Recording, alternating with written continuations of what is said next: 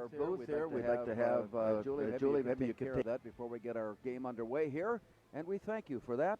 As tonight, the Moorhead Spuds take on the Bemidji Lumberjacks. Wow, what a game tonight. And well, at this time of the year, November 1st, Kent McLeod, we can expect just about anything, and we have seen just about anything as far as weather conditions are concerned. Yes, we have, and I tell you what, though, for November 1st, 36 degrees, no wind, that's not a bad November 1st night. Well, the big thing there is no wind. I'm for that. Yeah, we're not in Moorhead, so everything's better. Of course, it's only been a couple weeks since these two teams last were on the gridiron, and the Spuds handed Bemidji their only loss of the year. Yeah, and things are going to be a little bit different tonight because they got the Will Faldoff, their backpack, and he is a difference maker. Watched him on film against Brainerd, and a little bit different animal, I think, than what Moorhead saw the first time. But I tell you what, Moorhead is playing really good football right now. Yeah, they've scored a lot of points in their two playoff games. Yes, they have. And I tell you, last week, I didn't know if we were going to be able to keep up with all the points that were being scored. 56-48 was the Spuds' victory over Alexandria that gave them the opportunity to play Bemidji for the section championship, and it's the first time ever that Moorhead and Bemidji has played this section championship game. I find that hard to believe, but we were formed that tonight, and I've been kind of going back in my memory bank going, yeah, I guess they're right. And since I've been doing this, they never have. They've played each other in the playoffs enough times, but this is the first time to go to state that the two have done it. What better representation than Moorhead and Bemidji? And last year, these two teams met in the semifinal contest right here at Bemidji's Chet Anderson Field. And so with that, we've got a great one in store, we think, tonight. It'll be interesting to see how the two coaches determine how things are going to be played, because there are personnel changes on both sides of the line of scrimmage. We've had a chance to visit with Kevin Feeney. We'll be back and hear more after this timeout. A1 Automotive is your friendly neighbor.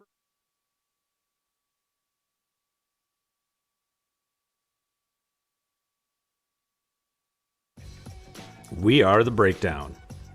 For almost 2 decades, we've published the most comprehensive yearbooks on Minnesota high school sports and run the best in-season and off-season events. We cover every corner of the state. We are The Breakdown.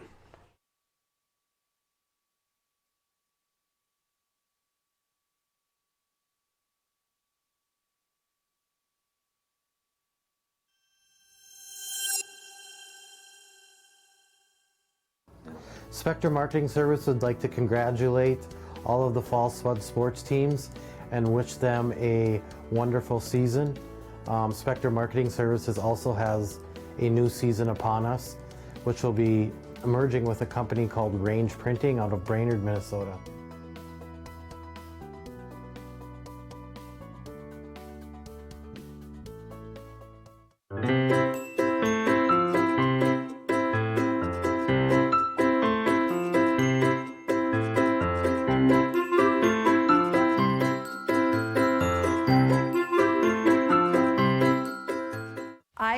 All the time. What in the world is a credit union? Let me tell you. It's a member-owned financial cooperative. And you're a part of it. You're a part of it. Because our earnings go back to our members. So open your eyes to a credit union. Yeah, that's right. Open them. Come see us at First Community Credit Union.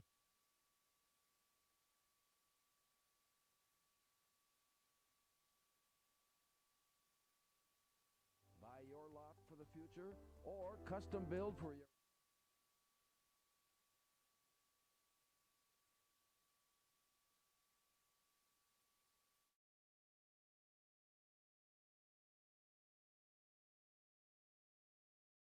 As the Moorhead Spuds get ready to take on the Lumberjacks, and it's the section championship. And by records, Kevin Feeney, it has appeared that this is the first time that Moorhead and Bemidji have played this championship game. What a contest we've got in store. You know what, I did not know that. So first off, that's good knowledge. But you know, we've had a lot of battles with these guys in our time while I've been here at Moorhead, and so we've got a ton of respect for them. And you know what, we know it's going to be a whale of a football game tonight.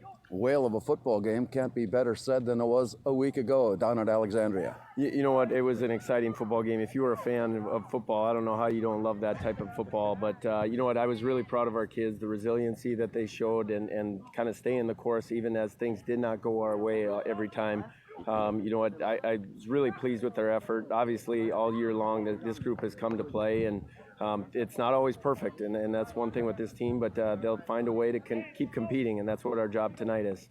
Your last two playoff games, you featured a lot of points scored for the Spuds. You know what, and that's got to be the case for us to be successful. We feel good about our defense. Our defense has been flying around and playing very well at times, but unfortunately, the offensive football in this league is really good, and so they've got a huge challenge tonight. When you take a team like Bemidji, who's a spread football team but runs the option as well as they do, you got to be very disciplined.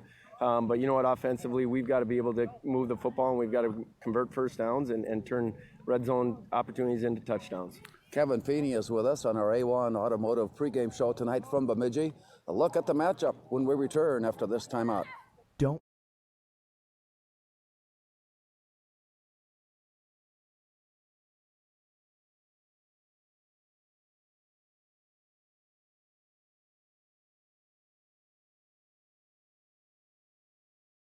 For good times and great food and drinks, gather your people and come visit us at Legends. You will love our wings, pulled pork, pizza, and other delicious items. Gluten-free and other special diets can be accommodated. We show all the major sporting events. If you are having a special event, take advantage of our event room and catering. Our catering is available for both delivery and pickup. Visit us today. Before I became a real boy, life was easy. I just sat there doing sandwich stuff. But being alive is so hard. So if you don't want to get up to get a sandwich, you shouldn't have to. Have a sandwich, you hero.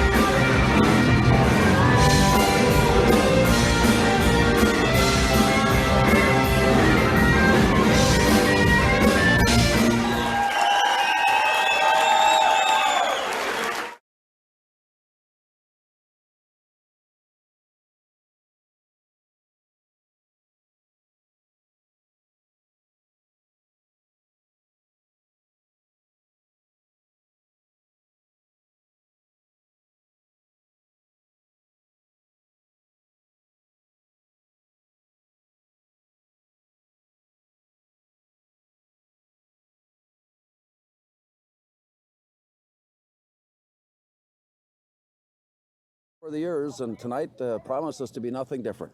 No, you know what? It was a whale of a football game the first time that we played them, and they're very good up front. We understand that, and so our offensive line's got a huge challenge ahead of them, and our defensive line's got a huge challenge ahead of them. They're big, they're physical, they're fast, and they play downhill, and so we've got to find ways to exploit and get guys in space and use our speed a little bit, and the surface tonight and the weather tonight hopefully can help us out. Bemidji has a player that has returned to their lineup for tonight's game that did not play against Moorhead, and he's their leading rusher. How much of an impact will he be? He'll be an impact. They'll find ways to get him the ball, and he's a very explosive player. He's the one player that they have that, you know, can certainly take it no matter if they're on the 5-yard line or the 50-yard line. He can take it the distance and make you miss. And so we've got to be very conscious of where he's at, but also understand that you got to do your assignment. That's the biggest thing is you got to rely on the guy next to you, that they're going to do their job, and you've got to do your job really well defensively and not let that eye candy that's out there distract you. You got to play very eye disciplined on defense tonight. I know a perfect world would find the Spuds running and passing 50-50, but your pass game recently has been very explosive. It has been. We've got to be able to run the football. We've got to find a way, and it doesn't matter who's running it. It doesn't matter how we're getting those yards on the ground. We've got to find a way to get a handful of yards on the ground tonight. But our receivers have been able to make plays, and our offensive line's done a great job of keeping Trey upright. And that's going to be a big challenge. We expect a lot of pressure tonight from Bemidji. They do a good job of all different kinds of pressures. And, you know, hopefully we can dissect some stuff on the sidelines and calm some things down as we kind of figure out their game plan. And we've got to have success in both ways if we want to win the football game tonight. Our thanks to Kevin Feeney for being with us tonight as the Spuds get ready to take on the Bemidji Lumberjacks. It's the section championship. Winner tonight will move into the state quarterfinal round next Friday. We'll be back with more in Kent McLeod after this timeout. Brady's Service Center is your hometown service center that has been trusted by this community for over 26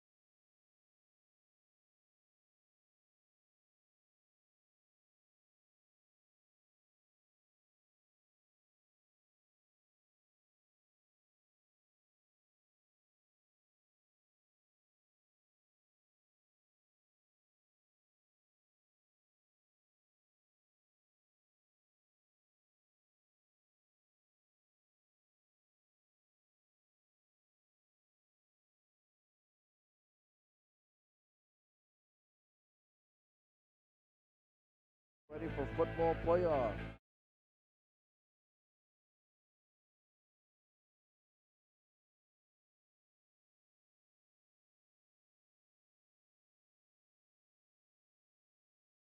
Basketball, baseball too. It's a great matchup. Always a great matchup. They love to play each other. Is kind of one way to look at it, and you're going to see kind of pretty good chess match tonight. You know, both teams are so well. Coach Hendricks does a great job with Bemidji. Of course, we know how good the coaching staff is here, but Bemidji's chomping at the middle a bit. They didn't like that last loss they took here 10 days ago, and Coach Hendricks says we're going to do some things that they don't know about. So it's going to be interesting to see and how that all fits in tonight. I'm not at all surprised to hear that chess is being used to describe what we might see take place here tonight as the two coaches try to outmaneuver the other. Well, that's about the only acronym I could come up with, actually.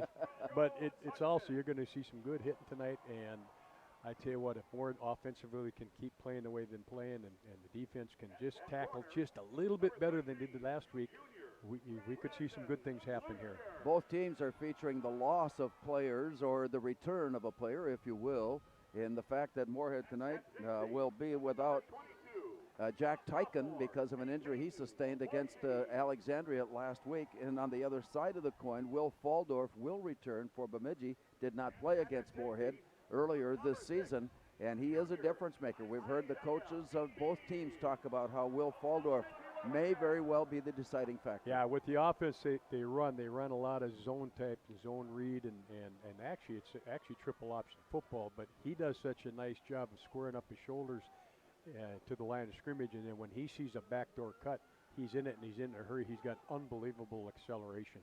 Bemidji went through the season unbeaten through 7 games before losing to Moorhead 17-6. Drew the bye. They were the number 1 seed in Section 8. Snowflakes are now falling. And then got a win in the semifinal game over Brainerd, eliminating the Warriors 47-18 to set up tonight's match with Moorhead. The Spuds started their year with a nice win over Rogers, then took back-to-back losses to Alexandria and Delano before reeling off 3 wins, and it started with Brainerd, then Sartell, then Sauk Rapids before a rather disappointing and heartbreaking loss to St. Cloud Tech 24-17, but then responded from that.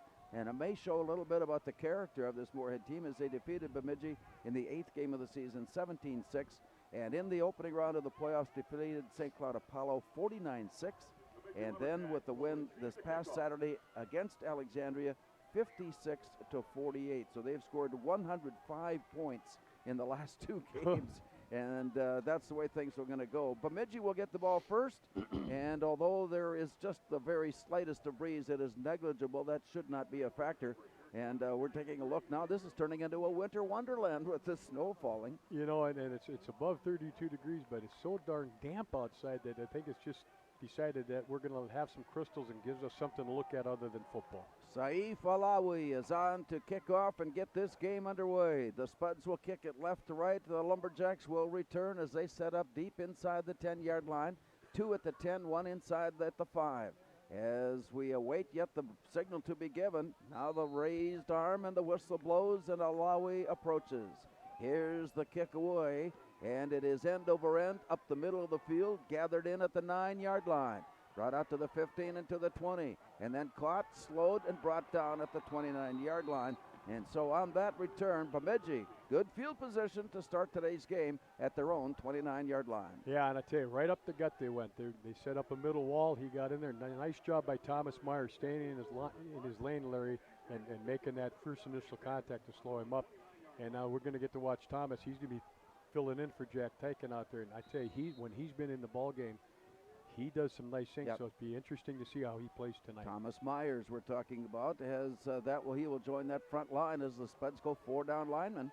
And the quarterback, Brett Theraldson, but the whistles are blowing right away. Do not have a play yet from the line of scrimmage before we have a stoppage of play, and that's because of an equipment adjustment for Ja'Kai Fitzpatrick. And I think it was that his jersey may had to be retucked back in, and so that is something that was taken care of, and they will resume play now as Brett Theraldson will step up. We were just underway. We've not run a play from the line of scrimmage. Out of the huddle, Bemidji sending a receiver wide to the far right side, and now the tight ends will switch and off to the far side The play is run in that direction. Here's the pitch, and there goes Will Faldorf to the sideline and out as he picks up the first down. Faldorf on an 11-yard gain to start the game, and it's first down, Bemidji. Yeah, Bemidji traded their strength and went from strength from the left, strength to the right, and then went speed option to the strength side, and they got a nice little lane to run up into that time, but nice job by the Spuds. Lee Carfier keeping outside leverage so that it turned it back inside down so he didn't get any more. And out of the play, Jacob Kelly comes wide near left side, 2 receivers to the far right. And Theraldson waits. Here's the snap, and he hands off first man in, and a big pile up there as the Spuds run defense makes the stop. Along with Jack Newcomb, Thomas Myers, Jacob Wesley, Landon Bear. We'll also see Houston Hall. Linebackers, John Lair, Jackson Goda, Hayden Netland, Austin Altapeter, who's having a great year. Håkan Peterson will step in on occasion. Wyatt Gunkel and Caden Berg at the corners. Jakai Fitzpatrick, Keenan Went, and on occasion Lee Carfier in the secondary. So it is now second down for the Lumberjacks as they have the ball at their own 43-yard line moving upfield. We're just underway. And they go to their double shift now as they line up on Gavin Luksic on the far side at tight end. And the ball is dropped, and then the flag comes down. And we may have a false start on that play by Bemidji. It was a little bit slow in developing, and when it's all said and done, they've got a false start called against Bemidji. That'll cost 5 yards and take the ball back to about the 38-yard line. Yeah, when they traded the tight end and the wing from the left to the right, and then he went in motion, they never got set, so it became illegal motion on something like that. They never got set. You got to set for contact. I don't remember that they made that kind of adjustment on each play in the first meeting. Yeah, and then what they're looking at, they're trying to not predetermine their strength. Kelly is wide near side. Receiver in the slot, receiver in the far right side, man in motion. Down the line and in goes Faldorf, and he is met, stood up, straightened out, and brought down. At the 39-yard line, that turned into a 2-yard gain, and it'll be third down. Tried to run that inside zone. Thomas Myers was playing the defensive end on their left side, and when he went to bend that back, he came straight down the line of scrimmage just like he's supposed to and set him for a loss of maybe a yard. It was a great job of playing position football and closing to the ball. We've talked about how both teams are explosive, and right away we're getting an idea what they might be able to do defensively as well. Absolutely. 2 receivers right, 2 receivers near left side for Brett Theraldson of Bemidji, facing third down and 12. To pass, lobbing it up to the far side and throws it into the Bemidji bench. Wyatt Gunkel and Lee Carfier on the coverage far side to bring up fourth down. And a good job by the Spuds that time. Carfier had great coverage out on their left side, but Thomas Myers got good pressure on the quarterback, and I think he's the reason that ball went wide because he had to throw it over him. Great pressure by the Spuds. Wyatt Gunkel is back in punt return as the Bemidji punter Vinny Tesh. He is a highly regarded punter, and this punt will come from near his 25-yard line as he gets the kick away. Didn't get as much on it as he had hoped. He gets a very friendly roll, and Wyatt Gunkel, he's not afraid to try to field the ball in return. Maybe it would have been wiser to let that one roll just in case, but he fielded it safely, and the Spuds offense rolls onto the field now first down at their own 28-yard line. Yeah, it was a little touchy, but you know what? If he doesn't make that play, Larry, the way that ball was rolling, it'll probably end up inside the 20, so probably not too bad a job on his part. As it turned out. Yep. So with that, Trey Feeney, as he takes a look to the sideline, and Mahmoud Jonas checks in. He has come on the second half of the season. He is a very key factor as to the effectiveness of Moorhead's run game. Wide receivers to the near side, Drew Hagan and both Walthalls, Blake and Brady. Here's the play, quick toss. It's batted up into the air, and it's knocked away. Great pursuit up. Javian Boykin had his hands upraised, and he knocked it away and away from everybody to force the incompletion and bring up second down. Yep, and I think maybe Bemidji was ready for that. They went to the inside slant right off the bat, and he came in unabated, so when he went to throw the ball, he was right in the throwing lane. Which is too bad because they did not have that covered, but nice job of getting his hands up in the air. Blake Walthall wide, far left side, and on the near side, Lee Carfier. Inside the slot, Brady Walthall and Drew Hagan. Alone in the backfield, Trey Feeney waits. Play clock is at 2 as he takes the snap. And then as Drew Hagan opens up to make the reception, they may have run out of time, although my play clock vision showed there were still 2 seconds left to put the ball in play. And they're going to call false start, so that the time was okay. It was just that it was run in incorrectly. and it'll cost the Spuds 5. Yep, I wonder if that's the case where everybody moved and the center didn't that time, because it didn't. You couldn't see it from here. Brings up 2nd down and 15. Ball now at the 24-yard line. Wide receiver near side, Lee Carfier.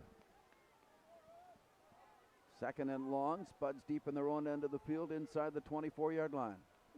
Looking upfield as the snow becomes heavier.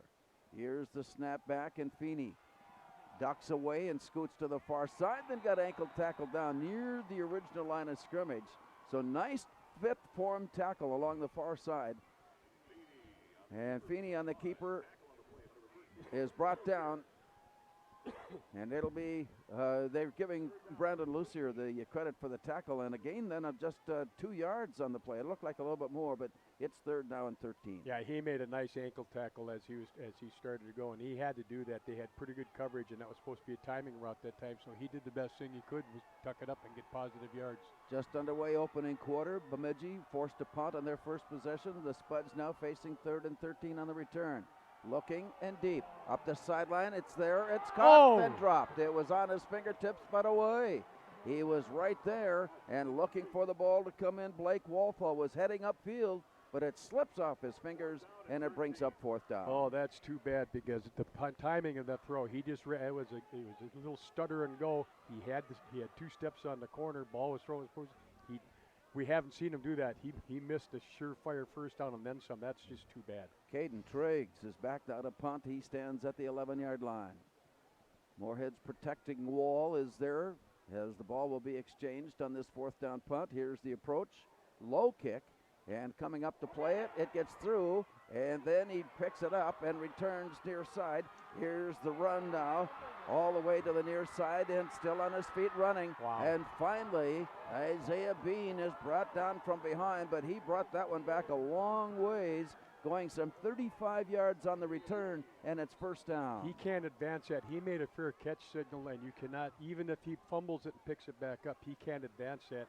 I think the official dropped the marker, but that should come back. He can't advance it. I saw that marker go down on the far side, or wondered about that. It appeared that he had signaled a fair catch, and when he muffed it, and then reached back to pick it up, play continued on from that point on, not realizing, of course, that you cannot advance from that point on. And he did have to cover the ball and gain possession of it, but then it would stop right there. And I may be wrong here, but I don't think so. And they're still talking about it as a staff. But once you make a fair catch signal, even if you muff it, I don't think you can advance it. Well, they're talking about, and I suspect they're talking about whether they saw the fair catch signal be given. And that's the only thinking I've got as to how this play will be administered. And the ball should come back about the 40-ish. Flag, or the marker rather, is being picked up. Fair catch signal. Yep. And so from there, that's where the play stops. And it's at the 37-yard line. Bemidji on their own end of the field. And still no scoring here in the first quarter of play. Yeah, and what happened there, the Moorhead players saw that he made that fair catch signal, so they kind of basically slowed down. When he muffed it, there was one Spud down there to make sure that he had to jump on it when he took off. They kind of got more off balance. But let's put it this way. I think the officials got it right, Larry. Yeah, they did. 8:44 remaining here in the opening quarter as the Spuds and Lumberjacks play for the Section 8 football championship. Wide receiver on the near side. Whistle blows and we're ready to resume play. Moorhead aggressively may have stepped in. There's the call. Yeah, he made contact with the center.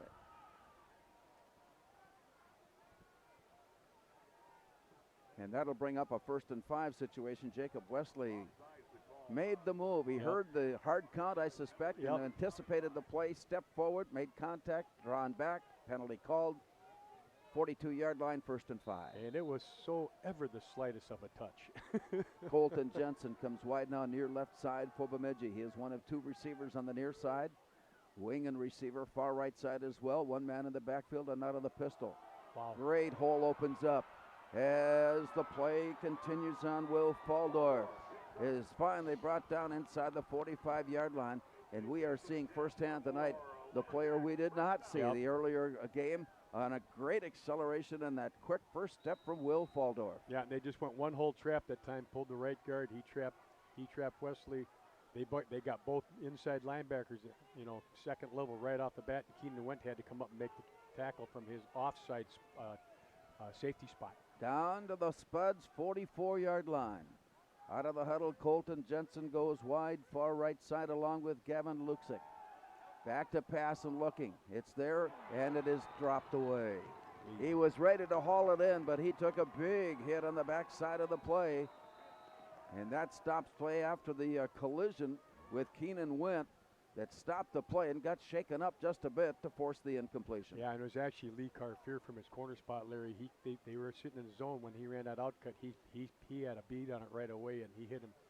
I mean, right when the ball was there. It was a good hit, good legal hit. Unfortunately, the young man's down, but good timing on that play by Carfier. Puts it down at the 44-yard line. Tonight's opening kickoff and opening period of play brought to you by First International Bank and Trust, reminding you to live first.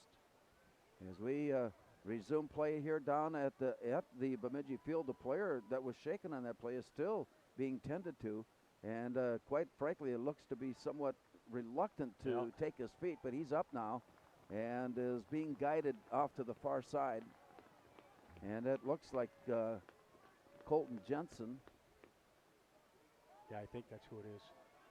And he got it right in the back, Larry. Colton Jensen is the intended receiver, and he was ready to haul it in when he took the hit from Carfier, and that brings up second down. 2nd and 10 now for Bemidji as they rush up to the line of scrimmage. Brett Theraldson, junior quarterback. Pistol formation, waits the snap. Carries it into the line. Faldorf, again with his quick first step, is able to get past the initial line of scrimmage and go to about the 40. And that turned into a 3-yard pickup. And it's third down. And they're fortunate that they had a mix-up in communication. The quarterback fumbled that snap, and basically Faldorf just took the ball right off of his hip and got what he could. And that was almost a turnover. 4 carries, 18 yards early on for Will Faldorf. As we play here in the first quarter, 7.5 minutes remaining. Second possession for the Lumberjacks, no scoring so far. Here's Theraldson with the snap back. He drops in the pocket, double pumps and throws. This one is up for grabs to the far side and way out of bounds. That one floated up and it looked like a high pop up to the shortstop in a baseball term, and it was easily out of play. Well, credit Thomas Myers for that, because right when he's getting ready to throw, he got a hold of his shoulder pad and turned him sideways a little bit, and the ball came out of his hand funny, and that's all because of Thomas Myers' pressure that time. And Myers getting the start. He plays a lot anyway, but he got the starting nod tonight with the injury to Jack Tyken. And so that brings up fourth down now for the Lumberjacks as Vinny Tesh will punt this one from near his 44-yard line. Spuds do not show a return, and Tesh gets the kick away. He's going to try to punch this one inside the 5, and they do at the 10, and it's put down at the 7-yard line. He laid that one up and let it float, and that allowed the Lumberjacks to get underneath and play it, and Joe Hudson was there. And he plays it down at the 9-yard line where the Spuds have first down. That was almost a great over-the-shoulder catch by the Bemidji defender, but Moorhead stayed in their normal 11-man defense that time just in case, because that's about the same spot in the field last week where Moorhead ran their fake punt at, and Moorhead was going to make sure that they didn't get one handed to them, so they just stayed in their defense and gave up some extra yard. But we'd like to welcome aboard our friends listening at Fort Myers. We're experiencing snowflakes. You're not. Hope you're enjoying your day. Here's the snap back and the handoff. Struggling off the left tackle and plowing forward up to about the 10, maybe just across the 10-yard line. So 1, maybe 2 yards on the play, and the Spuds will face second down and 8. Yeah, just running that wham play to the left with the on fourth, and I tell you, Bemidji's front four, they're stout. They do a nice job, and they pretty much stood everybody up that time and made that for a short game. As the Spuds break huddle and come up, 3 receivers on the near side, 2 receivers on the wide left side. Trey Feeney is alone in the backfield with 6:39 still to play here in the opening quarter. A quick toss in the near side, catch is made, getting loose at the 20, dancing his way to the 25, and up along to the near side. And as he comes off the turf, Brady Walthall with the catch, and the Spuds first down. Brady Walthall making Moorhead's first pass reception of the night. And good timing again. He was lined up as the inside twin, ran about a 5-yard out, and the timing just perfect. As he comes out, he's got the balls in the air, made a nice catch, and then was able to elude the corner for an extra yard or two. As important as anything on that play is the Spuds established a little better field position now for this drive, as 3 receivers now go wide to the far left side for Trey Feeney. And again, looking to the air, quick toss, Blake Walthall with the catch, and the turn and the run up down at the 34-yard line, and from there, it becomes second down for the Spuds. Blake Walthall getting his first reception. And again, just running that quick slant to Blake inside. He makes about 3 steps and plants hard inside. The ball is in the air again when he comes out of his cut. Nicely done, and a nice gain, about 7 yards. 5:43 to go, and it's second down and about 3 yards needed to keep the drive going. Spuds at their own 34-yard line. Max Soeth, a steady player this year at center. Snap is back, perfectly laid. Here's the toss up for grabs and overthrown again, looking for Blake Walthall. He was one-on-one with Brandon Lucier, and the pass thrown wide and upfield and out of bounds to stop the clock and bring up third down. Yeah, and it was a good job by Trey just getting rid of the ball, because they brought everybody that time. They had their front 3 plus 2 extra linebackers coming. He didn't have a lot of time to set up, and he just made sure he threw it outside, and the only person who was going to catch it was a Spud out there. But that's exactly where that ball needed to be. Ja'Kai Fitzpatrick is checked into the lineup, one of 5 receivers in the formation for Trey Feeney. Moorhead facing third down and 4. A quick look to the far side, and the catch is made at the 40 to midfield at the sideline 40. He's on his way and got tripped up at the last moment at the 25-yard line. Spuds come up with a big play from Brady Walthall. The catch and the run, the escape and the further run upfield for a first down deep in Bemidji territory. Great concentration, Larry, by Brady Walthall. It was an out. The corner was right there. He went for the pick, and somehow he was able to keep his eyes on the ball, and then got great yards afterwards. Got one block from one person, but didn't have anybody for the safety. But boy, what great field position they have now. All the way to the Bemidji 25-yard line as we approach the 5-minute mark. 5:16 and clock running. Again with 5 receivers, a spread formation for Trey Feeney as he awaits alone in the backfield. The snap is back, but whistles have blown just as he took the snap, and that is a delay of game as the play clock had touched 0, and that will cost Moorhead 5 yards, Yep. and they'll replay first down. Yeah, Coach Feeney was trying to call a timeout, and the official didn't hear him right away, so he saw that the clock's running down, but was not able to do it, so he just drew one up on in the snow, and they're going to run it again. As they line it up now from the Bemidji 29-yard line. Trey Feeney with his 5 receivers in place. Waiting for the snap, he turns and looks. Flushed out of the pocket and throws a strike. He's got his man, Blake Walthall is there. Touchdown! A 29-yard touchdown reception to Blake Walthall, and the Spuds put together a 91-yard scoring drive. And what a nice ball, and he had nice time that time. That was the deeper slant that time by Walthall. Actually, it was a skinny post, and he waited for him to clear the linebackers in the front of that safety, and the safety didn't make the play, and he made a great catch. And again, Larry, the timing of the throw is perfect. Blake Walthall. Blake Walthall on the reception and the score. Here's the replacement for the point after try. It is up, and it is good.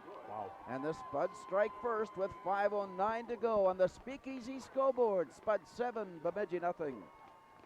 Speakeasy, Speakeasy.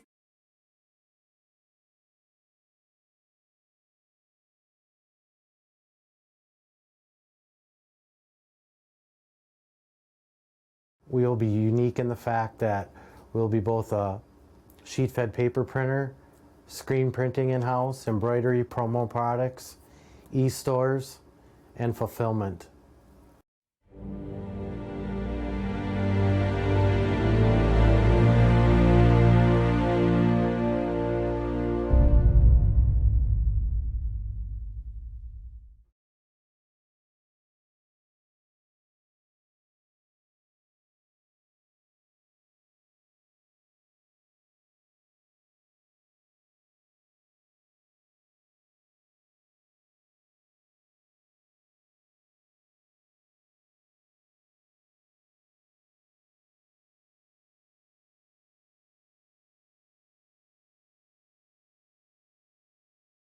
scoring drive on a 29-yard pass completion to Blake Wolfall, and it is 7-0. As we take a look, Feeney now 4 for 7 passing for 105 yards. Blake Wolfall with a couple of catches, Brady Wolfall with a couple of catches, and that seems to be the game plan that's going to work so far here for the Spuds tonight. As the approach is made, the kick is away off to the far side, gathered in, and then dropped and reached down and picked up from the 7. Spuds get there to slow the play momentarily and then put the play down at the 20-yard line. And Lee Carfier is up as he got the stop on the play, and it's first down now Bemidji at their own 21-yard line. I tell you, that was a great kick. It angled away from him. He muffed it, picked it up. John Lear had a shot at him, and the kid put a nice little move on. But I tell you what, Lee Carfier's made a couple nice tackles already tonight. Once, breaking up that pass, and now that was a great tackle on special teams.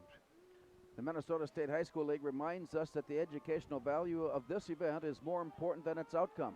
Respect for others, including opponents and officials, is one of the values that support today's teams with respect they deserve. As the Spuds get into the backfield, they make the stop behind the line of scrimmage. Hayden Netland getting through and making the play. And so from there, a loss of 2, and the Lumberjacks make it a loss of 3, make it 2nd and 13. Boy, just like you draw it up on defense, Larry, Thomas Myers made him pitch it, and he made him pay for that. Netland he scraped, and when he saw the pitch, took the correct angle and then made a perfect tackle on him to stop him for a loss. As they mark it inside near the 18-yard line, Bemidji facing second down. Let's make it 2nd and 12. As they have the pistol formation and 4 receivers lined up. And the handoff to Faldorf goes up to about the 25-yard line. 7-yard gain for Waldorf. And he's got 5 carries and 25 yards rushing here early on to pace the Lumberjacks attack. But the Spuds have scored first and lead it 7-0. Still a little over 4 minutes to go here in the first quarter. And they run that skinny trap real well. He's lined up right behind the quarterback when he's in that pistol. They pulled the left guard, trapped Moorhead's right tackle, and he just does a nice job reading it. He's got great explosion in the line. Colton Jensen, who was shaken earlier and slow off the field, is back in and has his position in place now, far right side. Back to pass, Theraldson. He's under pressure and goes down at the 19-yard line. Houston Hall breaking the play down and reached forward and brought down Brett Theraldson. Houston Hall with a quarterback sack, and the Lumberjacks now face 4th down. And Larry, that's just like watching Sunday. He came outside, gave the guy a good thud, and then ripped his arm underneath to get to the quarterback, and he did not have the time to throw. What a great sack. 3:12 and clock running. This time the Spuds do send Wyatt Gunkel back in punt return. It is away, but not very far. High end over end, bouncing at the 45, and then a Bemidji bounce across midfield and down then at the 45-yard line. But the Spuds on the exchange have a 7-0 lead and great field position. And that's the second bad snap in a row, Larry, by their special teams on the punt. He had to field that, and that kind of throws your timing off, to try to get that leg swing through. And nice job by the Spuds. Wyatt Gunkel just staying away from it. It was angling away from him. And I'll tell you what, that's not quite sudden change material, but that's awful good field position right there. Reminding you, we've got college football tomorrow afternoon, 1 o'clock kickoff from Collegeville as the Concordia Cobbers take on the Johnnies. Number 3 ranked St. John's Johnnies in Division III football. And the Cobbers tomorrow at 1 o'clock. Cobbers, or the Spuds rather, send Blake Wolfall. You knew it was going to happen. Yep. Blake Wolfall wide far left side. Brady Wolfall in the slot near right. Waiting for the snap, Trey Feeney. It's there. He turns. He looks up and over the top, and again he's got his man. Oh my, what a catch by Blake Wolfall, or Brady Wolfall rather. He leaped over the top of Isaiah Bean and pulled the ball away, scampered upfield to the 30. Brady Wolfall with a first down reception at the Bemidji 30-yard line. And that's tough on their D-backs. They're trying to run press coverage, and all he does makes an outside move. And again, the ball was thrown perfectly outside shoulder. He went up and got it at his highest point, came down for big first down. 3 receivers to the far left side for Trey Feeney as the Spuds have put themselves into a scoring situation here before the end of the first quarter. Already leading 7-0. Here's a quick toss, and it is incomplete. That was dangerously close to being a completed pass and fumble. But Ja'Kai Fitzpatrick had it on his hands and just couldn't hang it on as he took the hit. And fortunately for the Spuds, they roll it an incomplete pass, and it's 2nd and 10. And he was trying his darndest because the ball was a little above his head, and he was trying to pull it in, pull it in. Finally, the D-back knocked it out of there. Trey Feeney with 2:21 to go in the opening quarter. Looking upfield, the snow has stopped. It has accumulated on the turf, however, as Feeney bobbled it, gets it, leans it, throws it near side. Sort of in the vicinity was Blake Wolfall. And they may call, there it is. There it is. That took a long time coming, but they're going to call intentional grounding here on Moorhead. Yeah, and high school football doesn't have the outside the box, the outside the tackle box rule like they do in college and high school. And even though the ball did cross the line of scrimmage, there wasn't a Spud player anywhere near there, and that's actually the correct call. Well, I'm sure it is, and yet it took a long time for the official to come out with the flag and make the call. And and as a result, then it's brought out to the 41-yard line. And that's a spot fall, so that becomes a big penalty. Yeah, they're marking it off from the 41-yard line and making it a 5-yard penalty, pushing it back to the 46-yard line. So it's 25 yards needed now. 3rd down and 25, Moorhead. It actually became about a 17-yard penalty because it's a spot fall, which is too bad. 2:15 to go, first quarter. Moorhead with a 7-0 lead. In some trouble here now at midfield as they try to work it. Here's Trey Feeney waiting. With the snap, he steps and lobs it off to the near side, and he tried a one-hander there for Blake Wolfall. But it is incomplete. He and Brandon Lucier are having themselves quite an event here tonight. And that pass overthrown that brings up 4th down. Yeah, and he was kind of hand fighting with that corner as he was going down instead of running. So when he had his arm on the defensive back's arm, and he actually could have got called offensive pass interference because he kind of pushed himself up to get up in the air that time. Houston Hall has checked in. Mahmoud Jonas has checked in. They are generally known as the blocking backs for the Spuds, and Houston Hall lines up as a tight end. Go quick kick. And now it looks like Trey Feeney will go to a quick kick, and he does. He kicks over the coverage and gets a nice Spud roll inside the 10 to the 5, and then it got into the end zone, I believe. Nope. Yes. Oh, they're going to call him down just outside the goal line. The official may not have established the best position to make that call, but he was cruising in on it, and somehow it avoided going into the end zone. And that's where Bemidji takes over inside the 1-yard line. On a night like this where the field's kind of wet now from the snow, you would expect that I thought he was going to slide in the end zone. Somehow he got an anchor out and was able to keep that thing on about the 1 foot line. And from our vantage point, there is a line outside of the actual goal line of the snowfall that has taken place. It fooled me. So with 99 yards needed, 2:01 to go, opening quarter. The Lumberjacks trailing 7-0 out of their own end zone. Here's a quick toss, and the handoff away to the far side, and a good play off to the right side and upfield. Getting across the 10 up near the 12-yard line. More than enough needed for the first down. As that play. Yeah, it's out to about the old. And they'll spot it there. Is that Faldorf the carry? Yep. Yes, it was Will Faldorf on the carry of 12 yards.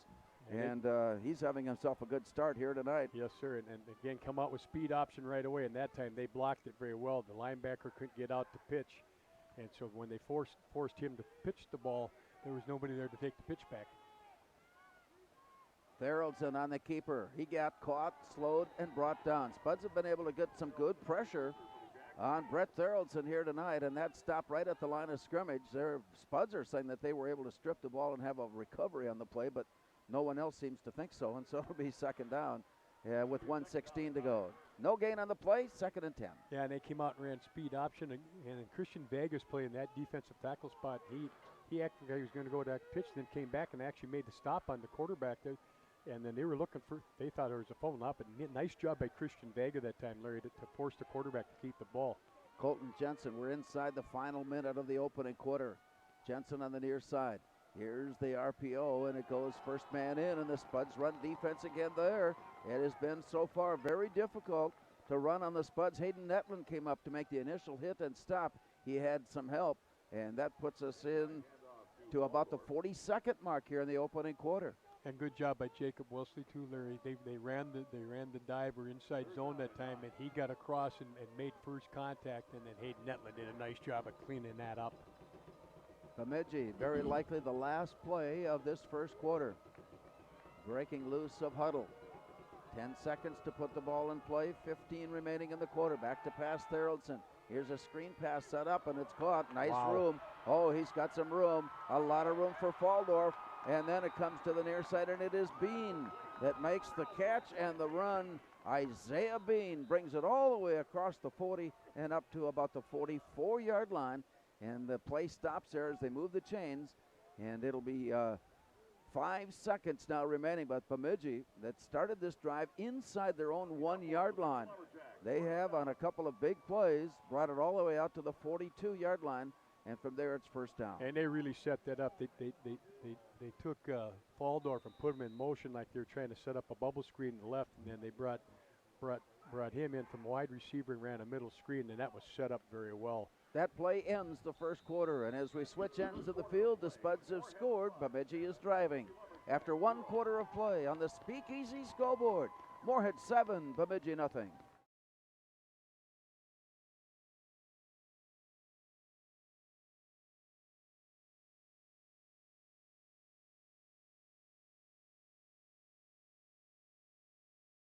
Back in 1926, people in the FM area began choosing the latest fashions and flooring materials from Fargo Linoleum, and they still do. Fargo Linoleum offers you everything in floor covering. After all these years, Fargo Linoleum is still the floor covering leader.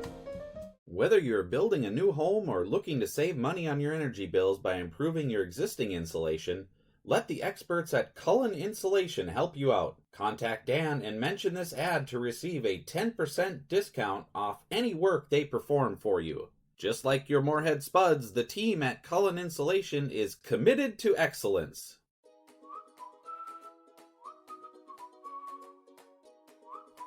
At Moorhead Dental Associates, you'll get the very best care and state-of-the-art technology. Dr. Scatfold and Dr. Johnson are now accepting new patients. Call or stop in to Moorhead Dental Associates.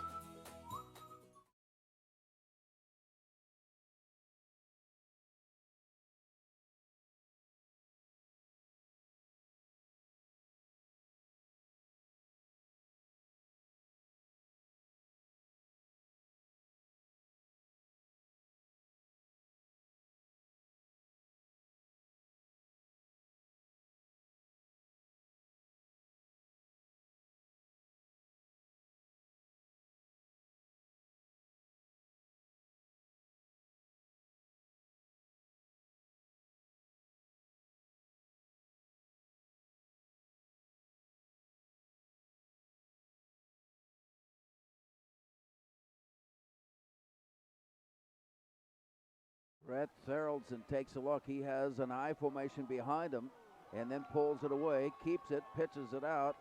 Spuds covering the play. They had that one pretty well read and diagnosed and covered well to the far side and bringing the play down for virtually no gain. And it brings up third down. And Christian Vega, again, he defeated the block of that tackle, Larry, which forced him to pitch it early, and then Moorhead strung that out real nice. And good job by Moorhead's Ja'Kai Fitzpatrick to come up into the alley, and when he tried to cut that back inside, he made a nice fit and form tackle to stop him in his tracks. Lumberjacks break huddle. Just underway, second quarter. Bemidji at their own 42.5-yard line. Snap is back. Nothing open near side. Turning to the far side and throwing. Pass is caught. Matt Arell is there. And Arell's reception at the 46-yard line. And that brings up fourth down. Boy, Bemidji take one right out of Alex's playbook, going with the delayed bootleg back to the left. And nice job on Moorhead by Wyatt Gunkley. He kept his coverage, kept him in front of him, and stopped him for little or no gain. They should get the ball back here. Wyatt Gunkel is checking in as the punt returner. The snap is back, and the Spuds come after it, and we're going to get the penalty flag here. Yep. Thomas Myers came cruising in on the play, and he had every thoughts of blocking the punt because it was snapped. It was bobbled, and the punter, Vinny Tesh, had troubles getting a handle on it. And so with that, Myers took a shot at the block and hit Tesh instead, and that'll give Bemidji a first down. Well, I guess see if they call it running into or yeah, roughing. That makes a difference. Yep. If it's running into, they're going to be fourth and about a yard, aren't they? Roughly. And that would be true. So the line to gain is across midfield at the Spuds 48-yard line. Right now it's showing fourth down at the 46-yard line, so it's about 6 yards away. And the indication is first down. Yeah, it was full roughing, and it was. Yeah, there was no question. And he saw that it was a bad snap, and that's their third bad snap where he's trying to make a play. But the thing that he did wrong is that when you leave your feet, you got to not leave your feet towards the kicker. It's where the ball's going to path, and that's hard to teach. Especially in a split second. Yeah, exactly. That takes place. And so with that, roughing the kicker, Bemidji now has a first down as we're waiting for the placement. Now they march it forward and cross over the 45 and cross over the 40 and spot it down at the 39-yard line. So Bemidji now has a chance to take advantage of a golden opportunity as they trail 7-0, and Brett Theraldson has received the play from sideline and sends his team up. Colton Jensen is wide out, far left side. They've changed their formations here in the second quarter with 2 men in the backfield alongside Brett Theraldson. And the call goes to Will Faldorf, and he sprints into the line and goes inside the 35 near the 34-yard line. That's just about a 5-yard gain for Faldorf, who has gone over 50 yards rushing here in the first half. Yeah, and that was nothing but just good old-fashioned isolation play to the left, and fullback got up on the linebacker. They had a pretty good win there, and he keeps his shoulders so square. When he sees an opening out the left, he kind of scooted out the backside to pick up the extra yards. From inside the Spuds 34-yard line. Early on, second quarter, Moorhead leading at 7-0. Out of the huddle, Bemidji lines up strong off the left hash mark. Now they go back to their double shift and reset their lineup with the snap back. And again, it is Faldorf as he tries to slip his way through. He found a bit of an opening, picked up the first down. Faldorf goes all the way down near the 26-yard line. And from there, Bemidji has another first down, and that's a 6-yard gain for Faldorf to keep the ball moving here for the Lumberjacks. That's a little bit different. I haven't seen that play in a long time. They actually called what I call that 85C, where they pulled the onside guard. He kicked out the defensive end. The fullback lined up on, got in on the inside backer, and Faldorf, he just does a nice job of following his blocking, and he scooted outside for an extra couple after that, so that's a nice play. He, along with the Moorhead, the kid from Alexandria, showing such extreme speed and quickness in their rushing attempts. Here's the snap back, and again it is Faldorf. He got slowed in the backfield this time, and as he turned upfield was met and dropped down right at about the line of scrimmage, so no gain there to bring up second down. Yeah, and again, Christian Vega made the tackle on the one, but that time I think it was, if I'm not mistaken, Austin Altepeter kind of knifed through and made first contact, and that kind of messed up the timing of the play, and a good job by Vega cleaning it up and stopping that for little or no gain. Second down and 10, Bemidji at the Moorhead 26-yard line. Now the formation, the passing formation, strong to the near right side. They shift, tight end and wing, near side. Here's the snap back. Theraldson on the run and the pitch to the near side. It is Faldorf. Nice. He waits. He took great anticipation as he waited for the block. And when that was made, Faldorf scooted his way to the 20. And that's about a 5-yard pickup, make it a 6-yard pickup for Faldorf and third down. They like that speed option, and again, they got out to the perimeter, but that time Keenan did a good job of running the alley, and when he saw the cutback, he saw a cutback lane that time, and Went was there to stop him. Otherwise, he was off the race. Good job of running the alley by Went. 8 minutes to go, first half. Moorhead leading 7-0. Bemidji threatening. Nearly drawing the Spuds offside. Now in motion goes Matt Arell. The play goes up the middle, and it is stopped. Faldorf on a short gain that time, maybe 1, maybe 2 yards at most. As he was met at the line of scrimmage, he tried to lunge forward, and actually his second effort is going to bring on the chains, and they're going to take a measurement look here. He is that close to picking up a first down. And that's too bad because Houston Hall got a great he got off the ball real well on it. They're trying to run the inside zone that time. He made first contact, but he's trying to tackle him high, and he's strong, got a strong upper body, kind of shook him up. but that gave Moorhead time to come back and fill in the gap here. But this is going to be interesting to see what this is. Marker down and stretched. It's first down. Bemidji keeps his drive going by half a length of the football. And so the drive continues in the red zone now, just outside the 15-yard line. Yeah, and the Moorhead defenders, they're getting there. They're getting in the backfield. They got to get themselves down in a little bit better hitting position, Larry. They're tackling him too high. Got to get down in that hip area, and that'll slow him up. Faldorf has left the lineup on this play as Colton Heinrichs comes into the lineup. He'll be in the backfield. Here's the rundown and the option. And Heinrichs gets the call and is dropped down. Great play by Houston Hall, catching up to the play behind the line of scrimmage. And with Heinrichs down after a loss of one, we've got a Spud player that is bent over in some anguish, and that stops play. 7:07 to go today from Bemidji on the Speakeasy scoreboard. It is Moorhead 7 and Bemidji nothing.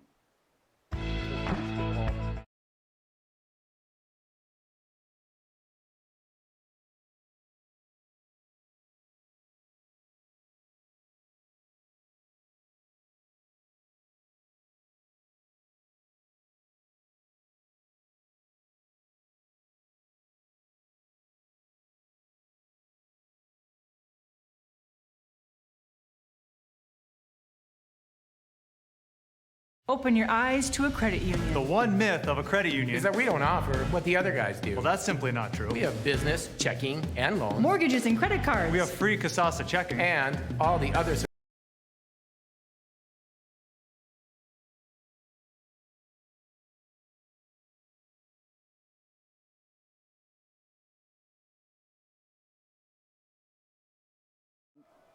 Play clock now at 10 seconds.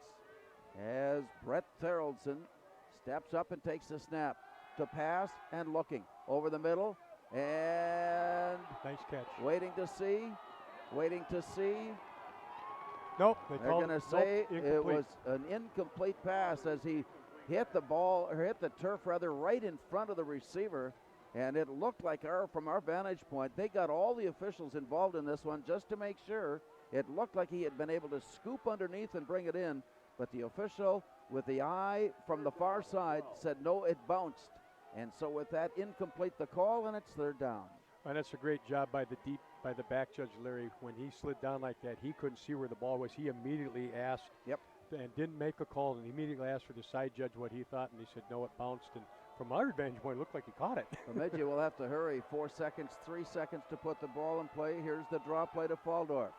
He's got some room, and he's wrestled and spun and twisted down just outside the 10-yard line. So not enough for the first down. Faldorf on the carry. And we'll take a look from there as the Lumberjacks now face fourth down. Well, they're not going to kick it. They're going to go for it. Certainly. Good job by both inside linebackers, Hayden Netland and Gordon. Lumberjacks take a timeout, and that stops play. We're playing here in the first half with time running on the Speakeasy scoreboard. It's Moorhead 7 and Bemidji nothing. Services you need to. Come see us at First Community Credit Union. Open your eyes to a credit union. The one myth of a credit union is that we don't offer what the other guys do. Well, that's simply not true. We have business, checking, and loans. Mortgages and credit cards. We have free Kasasa checking. And all the other services you need to. Come see us at First Community Credit Union.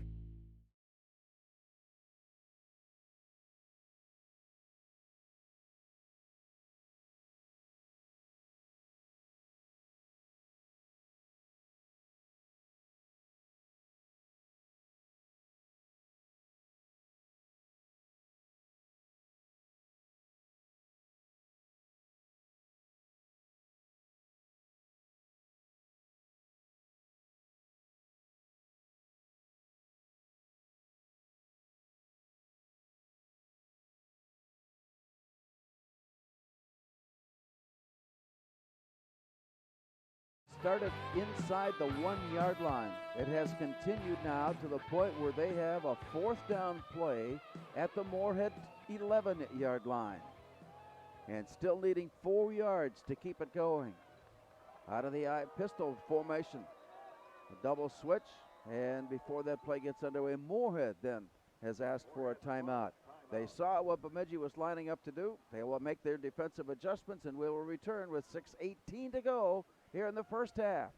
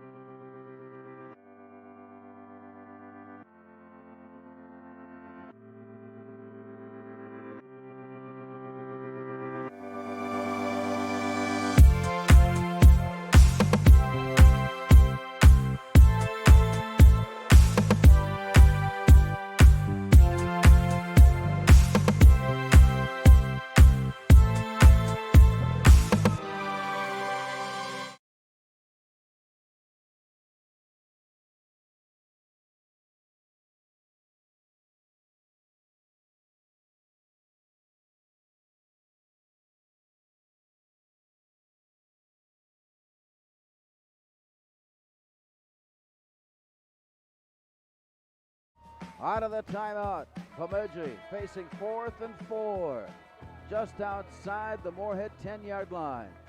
A quick break out of the huddle and to the line. Here's Theraldson to the line and looking up and over the top, and he throws wide. He had his man in the end zone, Colton Jensen, but he had to reach for it. He had to reach behind him. And pass throw and incomplete stops the Bemidji drive with 6:14 to go in the half. And that was pretty neat. We used to call that 18 read, where he just came out, sprinted down line of scrimmage. That tight end delayed a little bit, then ran to a corner route, and he threw it behind him. But I tell you what, they had everybody in Moorhead fooled because he wasn't covered very well. But they came up with a big 4th down stop. Here they go. They can just get their own drive going now. Both teams have had long drives here in this opening half. Moorhead capitalizing on a 91-yard drive to score. Bemidji coming up short on what would have been a 99-yard drive. Back to pass, and here's a quick toss that's bobbled, but then right to the receiver and up to the 25-yard line.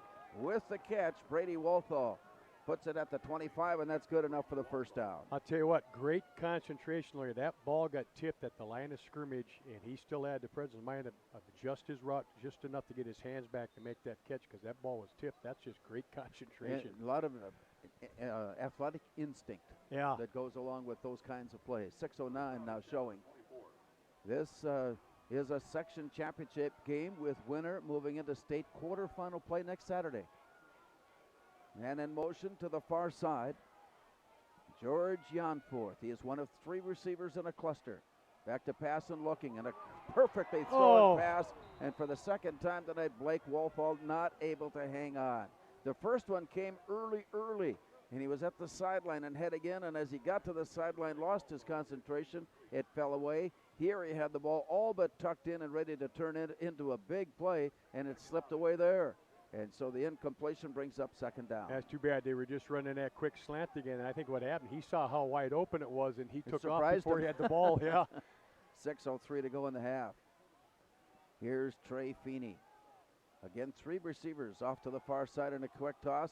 This one is thrown behind the intended receiver. And that one was just not intended to be caught by anybody.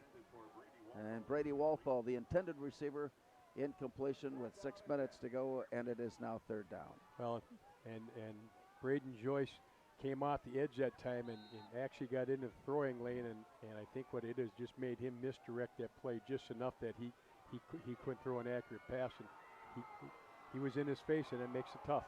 Spuds at their own 24-yard line looking upfield. This play snapping with 6 minutes to go in the opening half.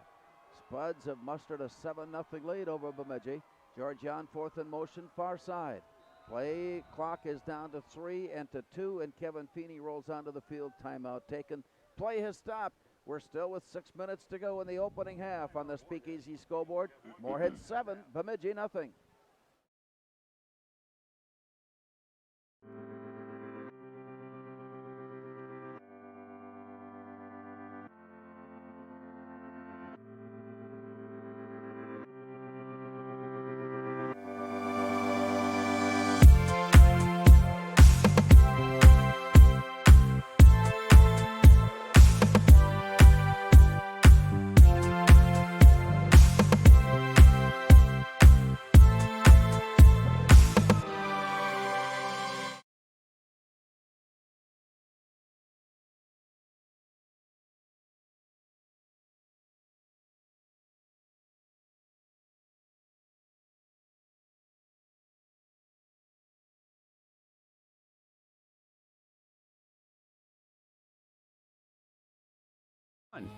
Go Spuds!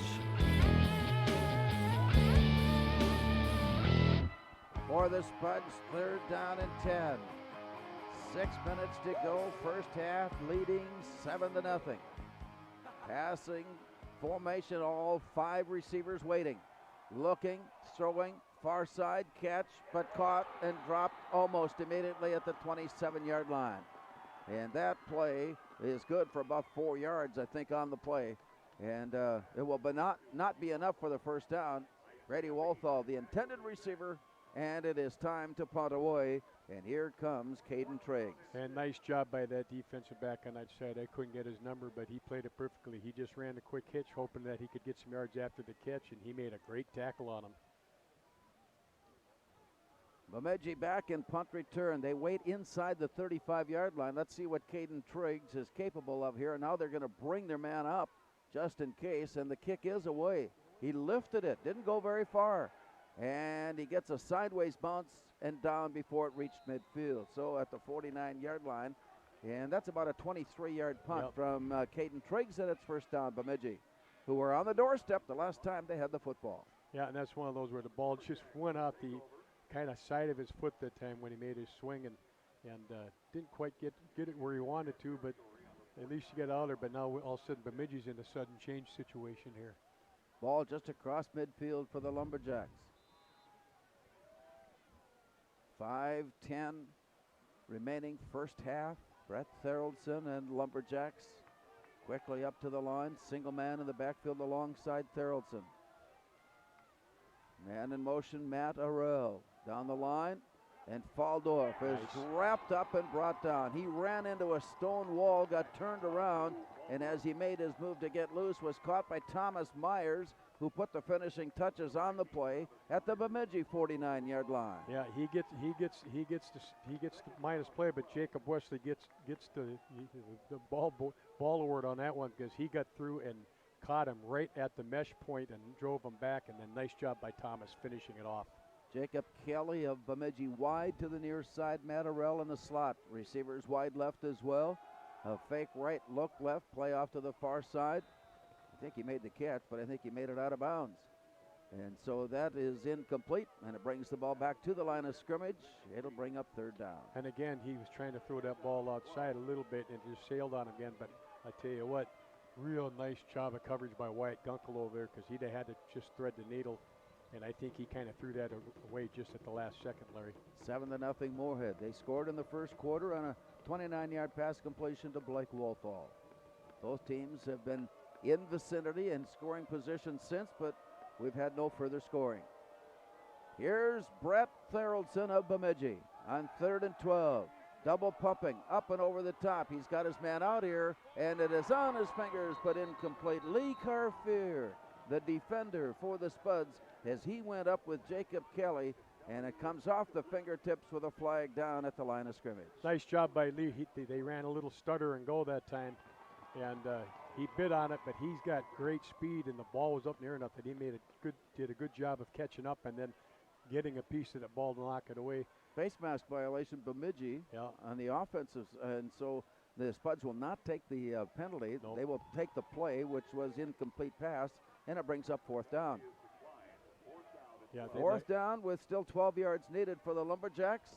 4:23 to go. Spuds apparently will get the football back. And Moorhead's going to kind of play their normal defense here. They are going to put Wyatt Gunkel back, but they're going to make sure that he kicks it here. As we wait for Vinny Tesh, last time he punted, he got ran into, and they were able to move the ball forward with that penalty. And Wyatt Gunkel with the fair catch made at the 22-yard line. He came up on the play, played it safely. First down Moorhead at their own 22 as Tyler Martin leads the way onto the field for the Moorhead offensive line. And good job by Wyatt, seeing that ball was a little bit short. He got up, made the fair catch, and that's being at the 22 is better than having it bounce behind you. So good job by him, and again, bad snap by Bemidji. So Tesh, we haven't get to see his good leg yet because he's had to hurry all of his kicks so far, Larry. First down Moorhead. This first down play by the Spuds brought to you by First International Bank and Trust. 3 receivers to the far side, 5 receivers in the formation. Here's Trey Feeney. He's had a good night so far, looking, tossing, near side, under the coverage, complete. George Janforth stepped out of bounds near side at the 30-yard line. And that about a 7-yard pickup on that completion to Janforth. And actually it was Ja'Kai Fitzpatrick, Larry, and he was lined up as the inside slot that time. And first time that we've got to see him run the quick out. And then he caught the ball in stride and turned it up for about an 8-yard gain after about a 5-yard out. So nice job by Fitzpatrick. First down, or rather Lee Carfier goes wide, far right side. He wears number 1. Yes, First he does. down. Second down and a long 2. Here's the snap back and the look, and a quick toss under the coverage, complete at the 35, out to the 40, still on his feet at the 45-yard line, then wrapped up and brought down. Nice catch and run upfield for the Spuds. Brady Wolfall, that's his 6th catch of the night. I tell you, nice job. They clear it out. They bring him. He was the middle of the 3 twins out there. Comes in underneath on almost like a slant, catches it on the run, and then has the presence of mind to just get straight back upfield and get positive yards. That's a nice play. Up to the 45-yard line, play underway inside of 4 minutes to go in the opening half, and the snow begins to fall once again. Wyatt Gunkel, wide out to the far side in motion. Stepping, looking, throwing to the far side, and catch made, I think. It was Blake Wolfall that time. Camped underneath it along the far side. Yeah. And it is Blake Wolfall with the reception for the Spuds. And he did. I thought that was Wyatt Gunkel, actually. It might have been Wyatt. I think it was Wyatt Gunkel that made the catch. Yep. No, was it? Okay. No, it was Wolfall. That's like I said, it was Blake Wolfall that had the catch all the way. We got overruled by Spud TV.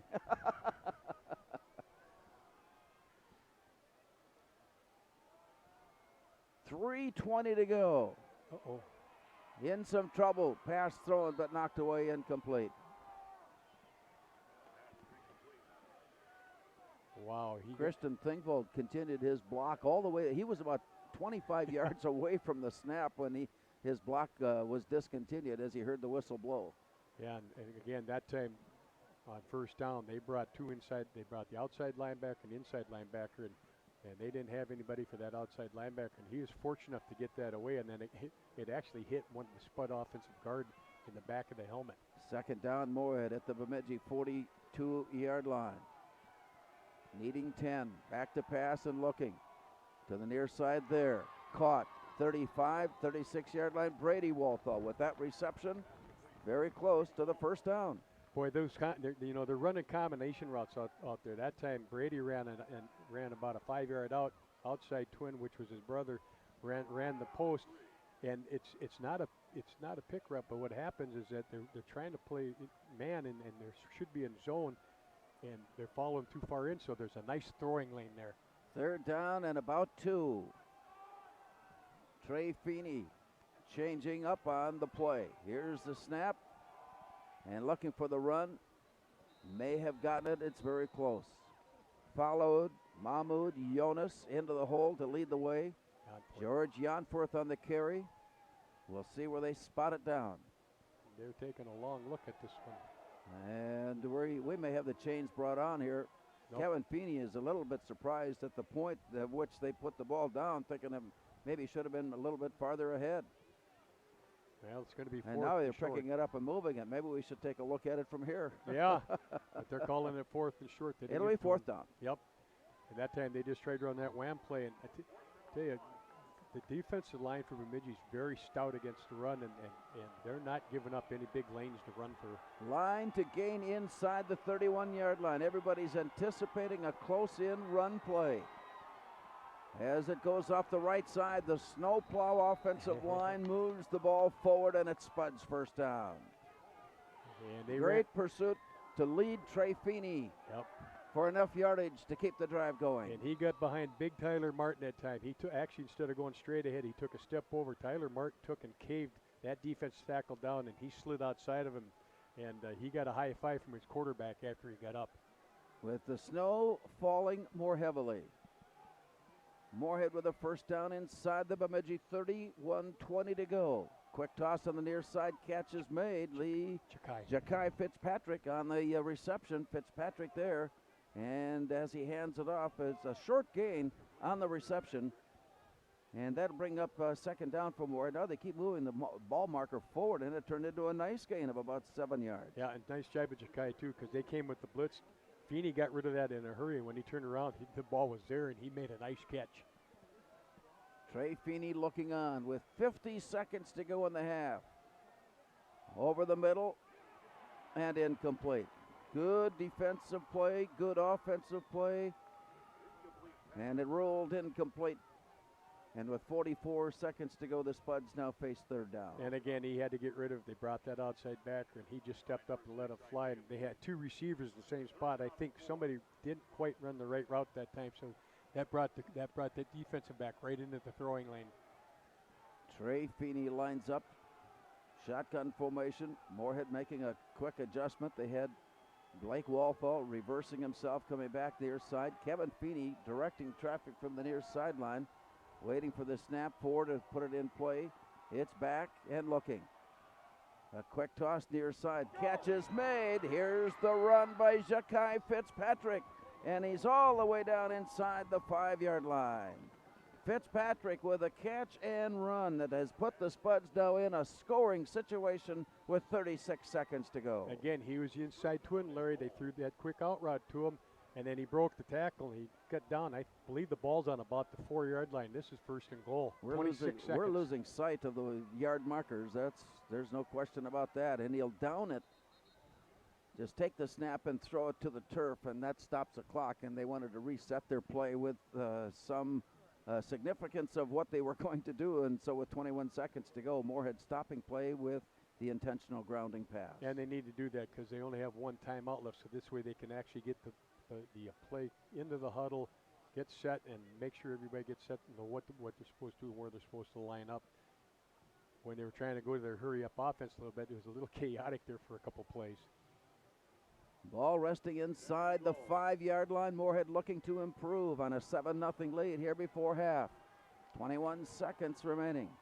Here's the snap back and a look to the near side that it is deflected away. Heavy pressure was being applied, and with that, pass going incomplete. Ryan Yang forced the incompletion with 18 seconds to go. And that was a good job of Trey just getting the ball away because he also had Boykin all over him too, and he's just strong enough that he's able to throw the ball in the vicinity of somebody and most importantly, stop the clock.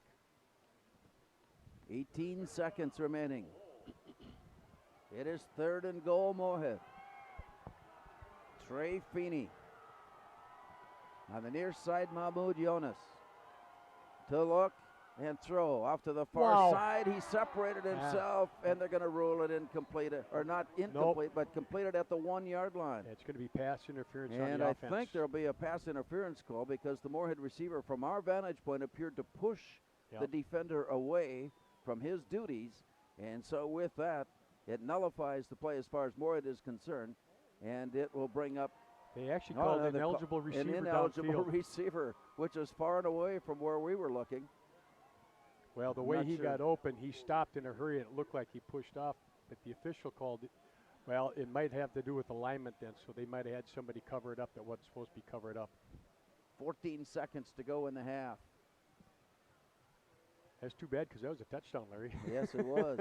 Darn it. It'll be a replay of third down. Conceivably, the Spuds have 2 more plays as the Bemidji defense settles in and waits. And now a quick visit from Trey Feeney to the far side and his receivers. Now he has to go all the way over there and yell the play. Yeah. Well, I tell you what, he knows where the clock is. And he's just barely going to get this play away in time. As he looks into the end zone, up and over the top, it is there. It is caught. Touchdown. Number 9. In the far corner, Brady Walthall behind the defender, reaching up to pull it in. And the Spuds score with just 9 seconds to go in the half. Well, Larry, your quarterback just showed us how he's the captain of the ship out there, because he actually walked out to Lee Carfer and said, "You need to run a quick slant so I can run the corner route with Walthall," and that's exactly what they did. And perfectly pass, and I like the way Walthall, he goes up and gets that ball at his highest point. And so from there, it comes to Caden Triggs for the point after. The snap is back and put in place. The approach with the kick is up, and the kick is good, and the Spuds scored just before the end of the half. Moorhead kickoff upcoming when we return with 9 seconds to go on the Speakeasy scoreboard. Spuds 14.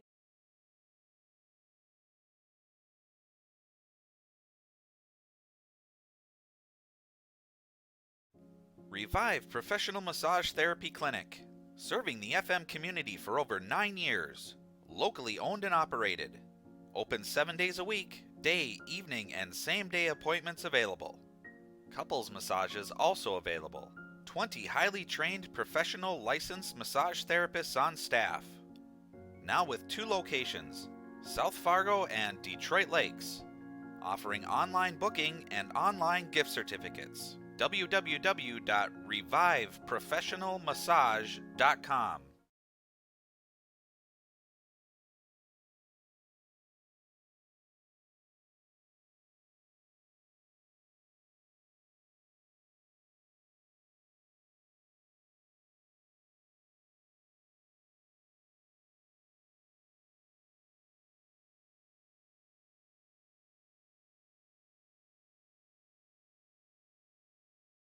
Squall, it has stopped here momentarily. We've had intermittent spells of heavy snowfall here, and right now the lines are visible but barely. Spuds scoring with 9 seconds to go in the half and lead it now 14-0. Is Caden Triggs, or Saif Alawi. Here's the approach. It's a line driver kick, and it goes all the way into the end zone. Kicked it away from the return. Bemidji, 1, maybe 2 plays yet here in the first half, but it'll start at their own 20-yard line.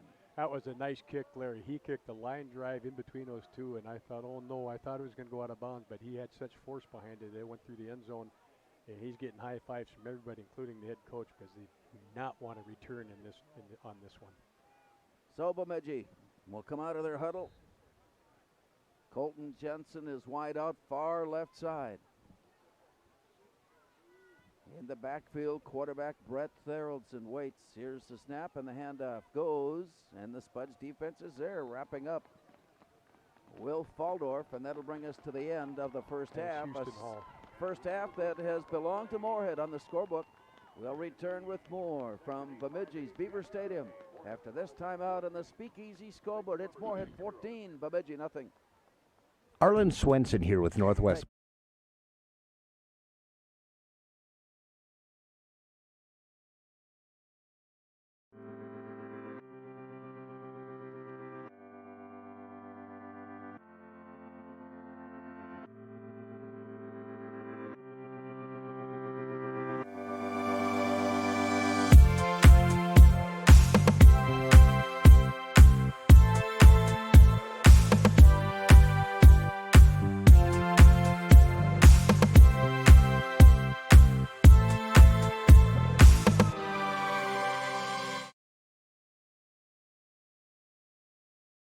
Whether you're building a new home or looking to save money on your energy bills by improving your existing insulation, let the experts at Cullen Insulation help you out. Contact Dan and mention this ad to receive a 10% discount off any work they perform for you. Just like your Moorhead Spuds, the team at Cullen Insulation is committed to excellence.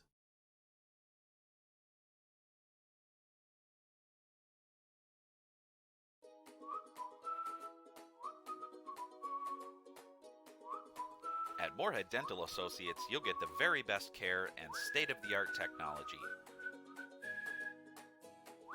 Dr. Scatfold and Dr. Johnson are now accepting new patients. Call or stop in to Moorhead Dental Associates.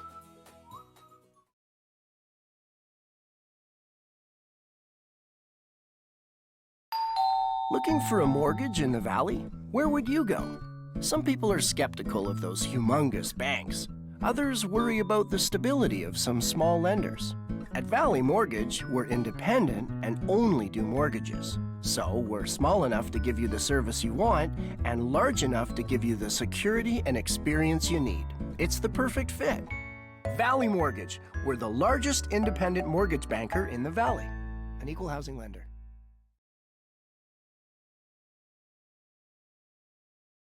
Line with what we expected, and on the other hand, I think we're seeing some things that we weren't quite sure that would happen as the Spuds lead at 14-0.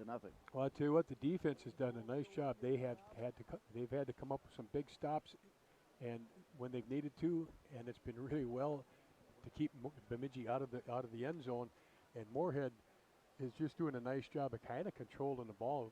You know, they've only had to punt the one time and put together a couple of nice drives. And I'll tell you what, this is fun to watch. Trey Feeney has completed 14 of his 24 passes for 227 yards in the first half. Both of the touchdowns have been by way of pass. And Blake Walthall had the first catch in the first quarter. Brady Walthall with a catch in the second quarter. And the busy receivers, of course, that leads the way. Brady Walthall tonight has 8 catches for 145 yards. And Blake Walthall has 3 catches. He's had a couple that didn't want to stay with him along the way, but he did have 3 that stayed. And then also coming up with some big receptions for the Spuds, Ja'Kai Fitzpatrick. He also has 3 receptions on the night. Rushing numbers are not much that we're going to take note of. They just haven't had to rush the ball very much. No, not Moorhead. And Moorhead's done a nice job. They've adjusted pretty well now with Waldorf too, and they're actually getting a helmet on him and a hat on him in the backfield now. The defensive line has done a nice job of getting some penetration, which messes up those backdoor cuts, as I call it, and which he excels at. And they've done a nice job. And then the linebackers are able to come in and take care of it after that. So that's pretty neat. For more than a century, Minnesota State High School League has sponsored one of the most comprehensive programs of interscholastic activities in the United States. Activities that involve 525 schools, 300,000 students, 23,000 coaches, and 9,000 contest officials and judges. The Minnesota State High School League helping students reach their goals in and out of the classroom since 1916. Tonight's broadcast brought to you by Minnesota State High School League and, of course, our great sponsors from throughout the year. We're at Beaver Stadium in Bemidji, and we have played the first half of this high school Section 8 championship game. We've got a WGAY news break coming your way next. We're at halftime on the Speak Revive Professional Massage Therapy Clinic, serving the FM community for over 9 years. One name stands out when it comes to commercial.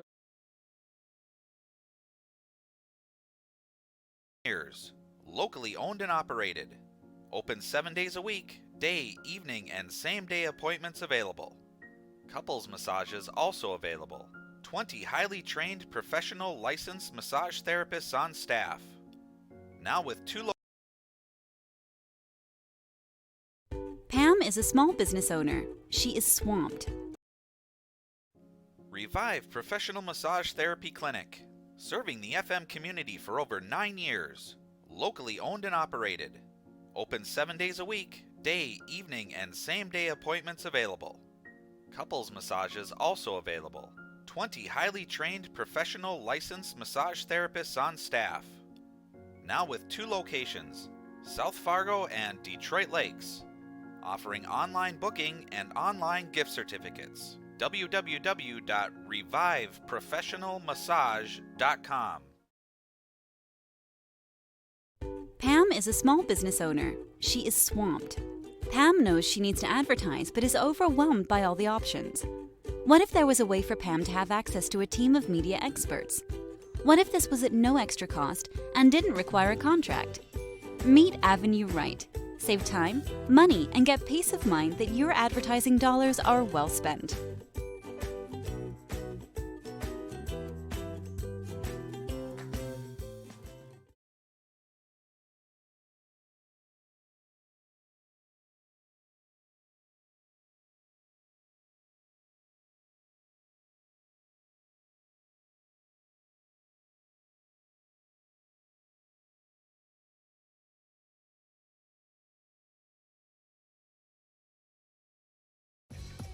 We are The Breakdown.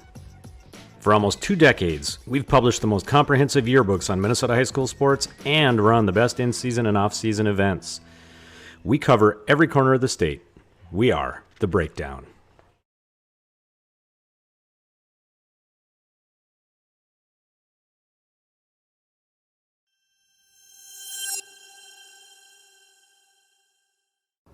Spectre Marketing Service would like to congratulate all of the fall Spuds sports teams and wish them a wonderful season. Spectre Marketing Services also has a new season upon us, which will be merging with a company called Range Printing out of Brainerd, Minnesota.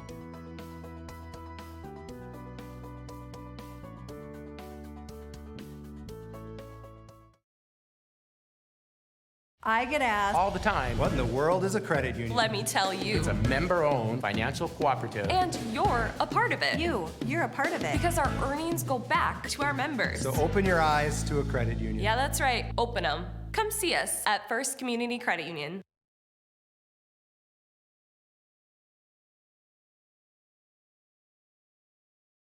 For good times and great food and drinks, gather your people and come visit us at Legends. You will love our wings, pulled pork, pizza, and other delicious items. Gluten-free and other special diets can be accommodated. We show all the major sporting events. If you are having a special event, take advantage of our event room and catering. Our catering is available for both delivery and pickup. Visit us today. Before I became a real boy, life was easy. I just sat there doing sandwich stuff. But being alive is so hard. So if you don't want to get up to get a sandwich, you shouldn't have to. Have a sandwich, you hero.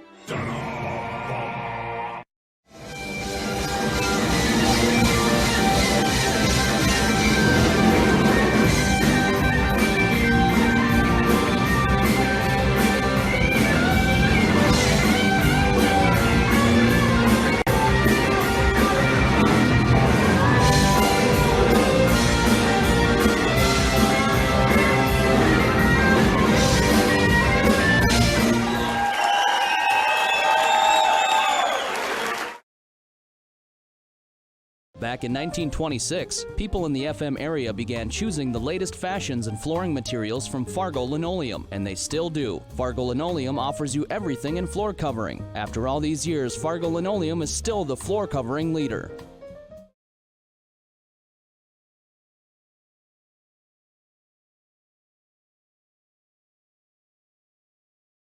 Whether you're building a new home or looking to save money on your energy bills by improving your existing insulation, let the experts at Cullen Insulation help you out. Contact Dan and mention this ad to receive a 10% discount off any work they perform for you. Just like your Moorhead Spuds, the team at Cullen Insulation is committed to excellence.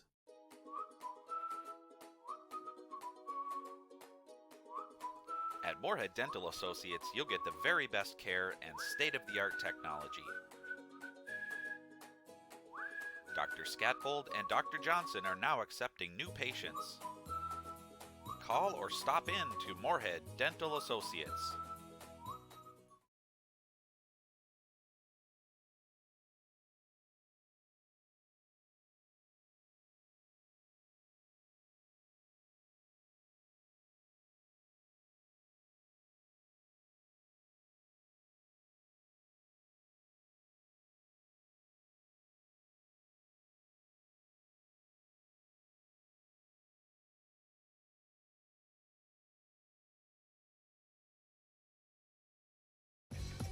We are The Breakdown. For almost 2 decades, we've published the most comprehensive yearbooks on Minnesota high school sports and run the best in-season and off-season events. We cover every corner of the state. We are The Breakdown.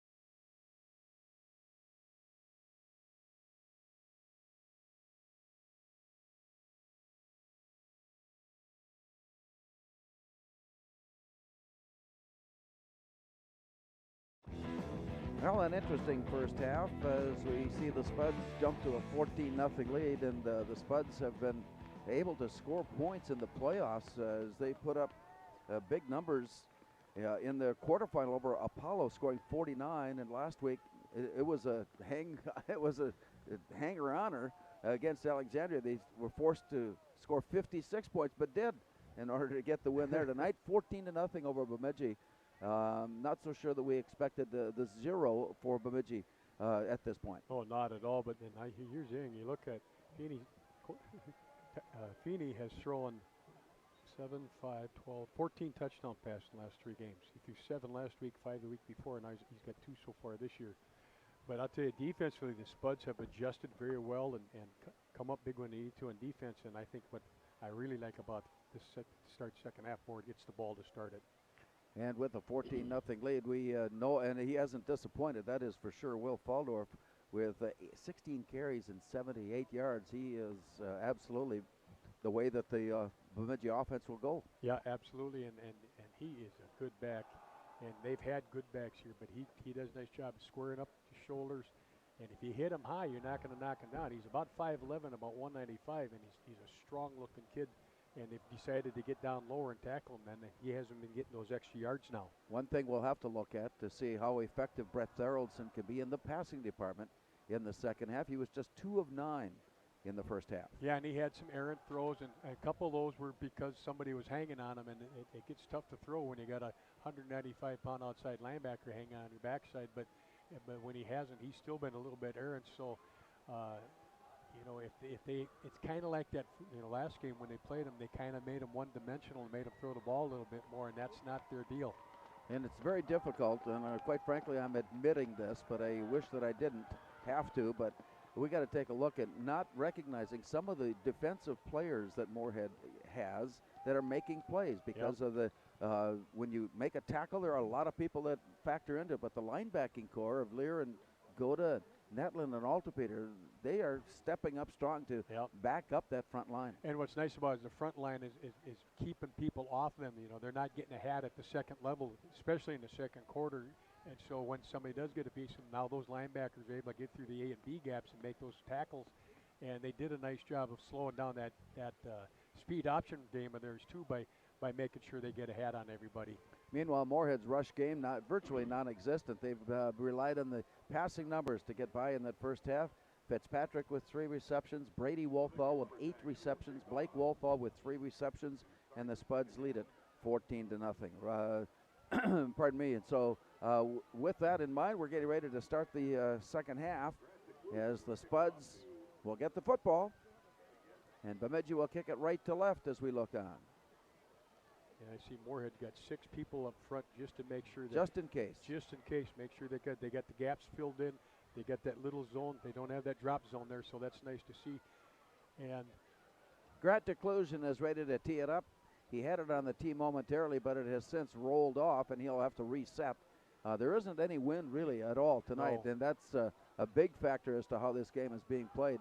You don't have to worry about shivering and all of that. The only thing that's of concern, I think, is the snowfall, and it doesn't really seem to have affected any part of the game to this point. As it goes end over end, Declusion's kick is gathered inside the 10-yard line. Here's the return off to the far side. George Janforth to the edge. He lowers his shoulder and he puts on a blistering hit somewhere in the vicinity of the 40-yard line. And then his forward movement all the way up to the 44, and the Spuds have great field position to start the third quarter. And that was a nice job. He caught that ball somewhere around the 10 maybe, and so he got up maybe about a 30-yard return, but I like what he did is he put his head down and threw a forearm and got extra yards and actually punished the tackler instead of the tackler punished him. That's kind of fun. Ball is spotted. We're going to be guessing on some of these numbers here. It has snowed that much. About the 44. Yeah, roughly the 44-yard line. Receiver left. Jonas blocking on the near side. Spuds on the ground. Bemidji there to make the stop. Keenan Wendt on the carry. And they will spot his forward motion right at the line of scrimmage. So Keenan Wendt's first carry of the night, no gain. Yep, and again, that front they have is so good. And Chase Smith, the defensive tackle on that side, he is a strong, powerful guy, and he just was not going to let them get anything, and he broke through the double team to slow that down. Winner here tonight takes on the Section 6 champion as Elk River plays Armstrong. Here's the play. A quick double pump it up over the top. He's got his man. Brady Walthall was reaching for it, and it got deflected away. He was a little out of position to haul that one in. Did well just to get a hand on it, but the incompletion there brings up third down. Yeah, and the little slant and go that time. They ran that slant inside. That time he slanted one step inside, got back outside. Nice job by their defensive secondary band to stay with him and have to make the perfect toss, and he just couldn't quite bring it in. Third down and almost 10 needed to keep the drive going for Moorhead here as we're just underway in the second half. Spuds leading 14-0. All alone in the backfield, Trey Feeney. Now steps up to take the snap. He is out of the pocket and then leans and throws sort of in the vicinity. Brady Walthall did well to come back and be within vicinity. That was somewhat of an ill-advised pass as he threw into traffic, but it was knocked away. Incomplete on the pass. It brings up fourth down. Yeah, and it was a time that they ran an inverted blitz where the outside linebacker came between the defensive tackle and the offensive and the defensive end, and they threw and got him out of the pocket, messed up the timing, and he's lucky that didn't get picked. Caden Triggs back to punt for Moorhead. The return set up for Bemidji. As Caden Triggs is there, the snap is there for him, and he gets the kick away. Has to come up and play it, and it gets away from Bean, who then wisely steps off to the side, and the Spuds get the benefit of a friendly roll all the way down to the 10-yard line, and it's first down. Bemidji consistently tonight has had long fields to work against. Yep, and nice job by Caden. Again, direct, kicking away from that one deep receiver. It turned over for him, then he got a nice roll. And that ended up being about a 45-yard punt, and I believe the ball's about on the 10-yard line, Larry. So it'll be first down, Bemidji. They had a drive earlier in the second quarter that started inside the 1-yard line. They got it all the way down to the 9 before stalling. And that's the kind of field positions they've been battling against all night. And this one starting at their 10. Just underway, third quarter. Moorhead building up a 14-0 lead. Bemidji trying to crack through. Here's the play. Nice great play for Faldorf. And he worked his way up as he's got the first down. Altapeter in on the tackle, and with that play, it is enough for the first down, 11 yards on the pickup. Yeah, right off the bat, they went to a draw that time. He went straight back like he was on drop back pass, ran the draw. They ran perfection. Linebackers had vacated, and Jackson Goda had to come in and make the final tackle. 14-0 Moorhead. Bemidji working out of their own end of the field. Here's the look upfield. Theraldson leans and throws, and it is knocked away. Oh, the penalty flag comes in. Yeah, it is. It is. And Keenan Went reached around in front to knock the pass away, which he did, but the official saw that he also kind of climbed over the top of the intended receiver. And with that contact made, pass interference to call Moorhead. Yeah, it was almost a great play. And it's first down, Bemidji. It was almost a great play, but he did. He kind of grabbed the shoulder to get himself over. And again, Houston Hall got great pressure on him. He hit him right when he let go of the ball, and that became a flutter ball. And unfortunately, there have been a couple of situations here, but Bemidji has had opportunities handed to them by way of penalty or a play. And so here, the Lumberjacks now line things up. It's down the line. Here's the option pitch. And Faldorf gets loose and comes to the near side. Rather not Faldorf, but rather the play comes up field to the near side and picks up another first down. Yeah, it went speed option. That time they had it blocked perfectly. Houston Hall made them pitch, but they had a nice running lane right there, and they did a good job of taking care of the strong safety and the corner on that side.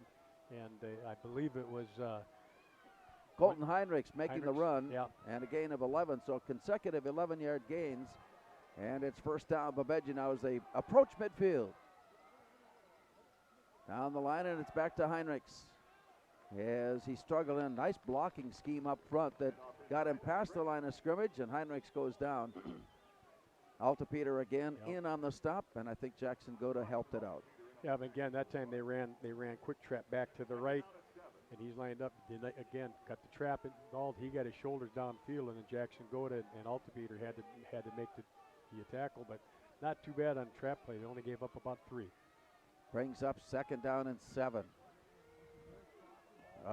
We are just underway here in the 3rd quarter. Man in motion to the near side. Rolling, then reversing and tossing off to the far side. Catch is made, Matt Arell. He is across midfield and down near the 47-yard line. Arell's reception, his 2nd of the night. Yeah, they went with that kind of delayed boot back to the right that time and set it up pretty good. The outside backer got fooled by the fake, but nice job by Lee Carfier to rally up and stop that to make it a third short situation. It's a good job of not giving them the first down. As the play comes out of the huddle. Man in motion far side, and the pitch just as he got the hit. And Bemidji comes scrambling across midfield, and they've established their game plan here in the 3rd quarter as they have moved the ball consistently out of their own end of the field with 10, 11, and 12-yard plays, and it's first down. A little bit different changeup too. It actually, Faldorf went in motion. He's the one that got the block on the corner to create that lane when they ran speed option to the right. And when he pitched, there was a nice lane there. They blocked it very well. Backside linebacker had to make the tackle. Now to the Spuds 36-yard line. Two receivers wide left, wing on the near side, back to pass. Theraldson standing in the pocket and looking deep. And we've got play going on upfield, and they're going to rule it incomplete. There was a little one-on-one play on the near side. I think that was Wyatt Gunkel defensively. Yep. And Gavin Luxick was there as the intended receiver. It falls away and stops the clock with 8:46 to go. And good job by Wyatt. They're playing cover two zone right now, and that guy was lined up in the inside, ran a flag. He just kept backing up. When he saw that he came into zone, he covered him, and the only thing quarterback could do was throw it that far. And of course, he overthrew it a little bit, but nice job by Wyatt making that coverage. It's 2nd down for Bemidji. Play here in the 3rd quarter. Lumberjacks trailing 14-0. As they switch sides, Luxick on the far side. Here's the pitch back, and stumbled just a bit as the pitch was gained. Heinrichs then stumbled his way forward and ended up with about a 2-yard gain, maybe 3.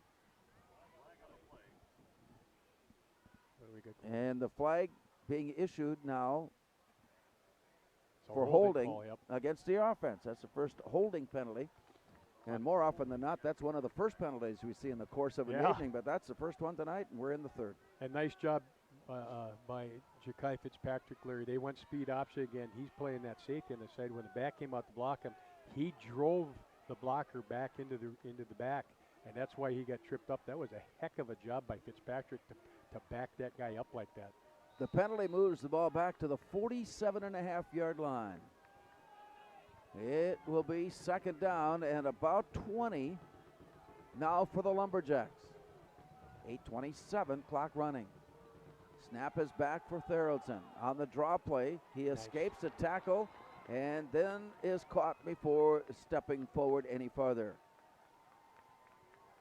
And once again, Thomas Myers factors into the play. And we have an injury to one of the Bemidji players who is still down in the snow that has fallen here this evening.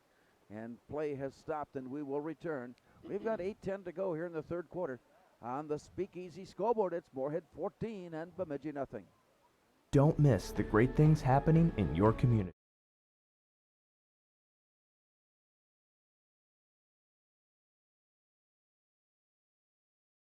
I get asked all the time, what in the world is a credit union? Let me tell you. It's a member-owned financial cooperative. And you're a part of it. You're a part of it. Because our earnings go back to our members. So open your eyes to a credit union. Yeah, that's right. Open them. Come see us at First Community Credit Union.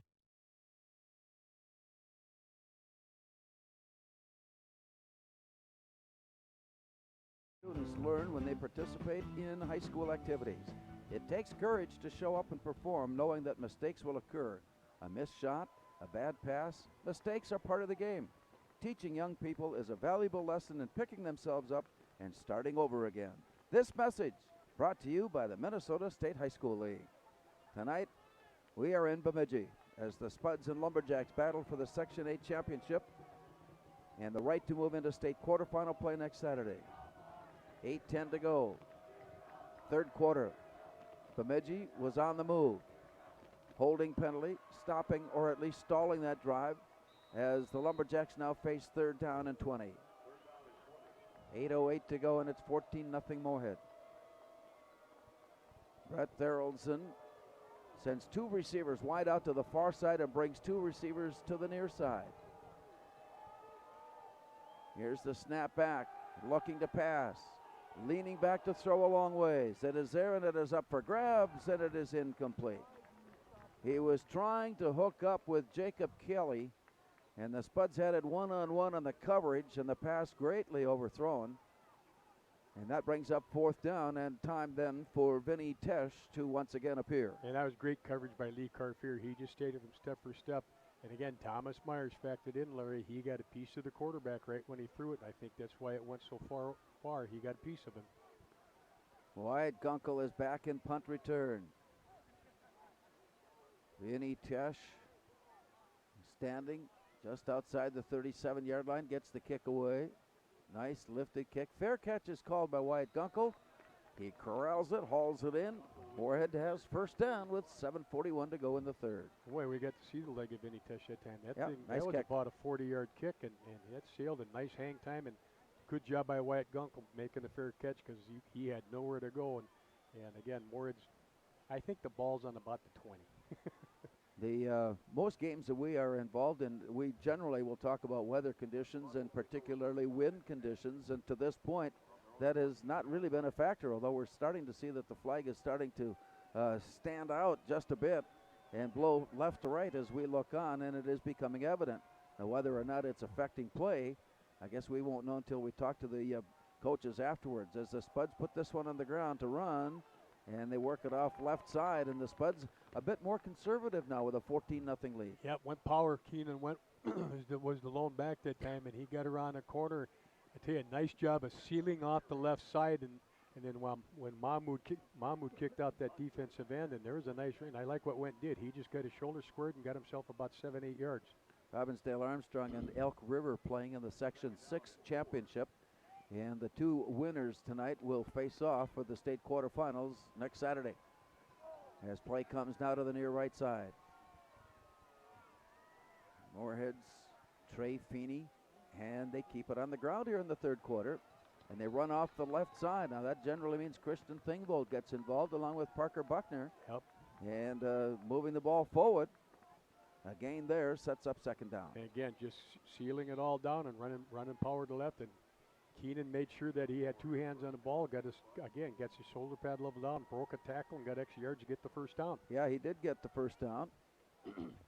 Chains have moved on, and we're going to be somewhat negligent in giving you exact position of the football here because the yard markers are obliterated for the most part. So we'll take a guess and hope we're sort of right. Wide receivers now to the near side for Moorhead is Trey Feeney. Quick handoff. Keenan went.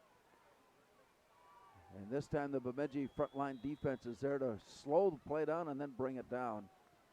Reed Coley, who was there on the stop.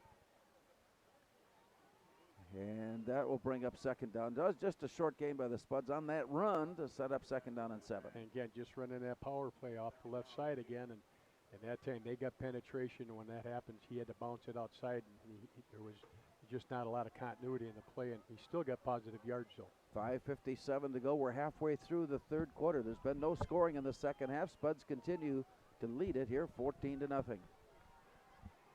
Receiver wide out to the far left side for Trey Feeney.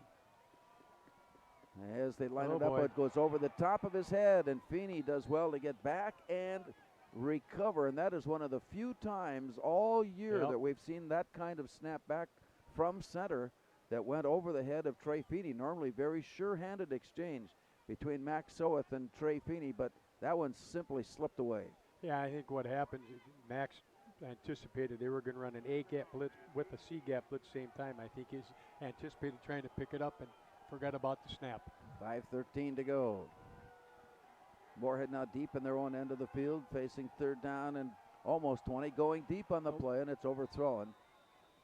Trying to hook up along the far sideline, but Walthall's, they watched Blake Walthall, had it slip away. There was no chance he could catch up to it, and here comes Caden Triggs. So this has become, we've seen more punting here tonight than in most games that the Spuds have been involved in this year. Yep, and again, that was pretty good coverage by them. They're playing that cover two defense too, and the corner ran with him the whole way, and he had to throw that perfectly, and just couldn't quite drop it over the shoulder. Isaiah Bean is back in punt return for the Lumberjacks, waiting at midfield. Caden Triggs standing at about the 5, waiting for the snap.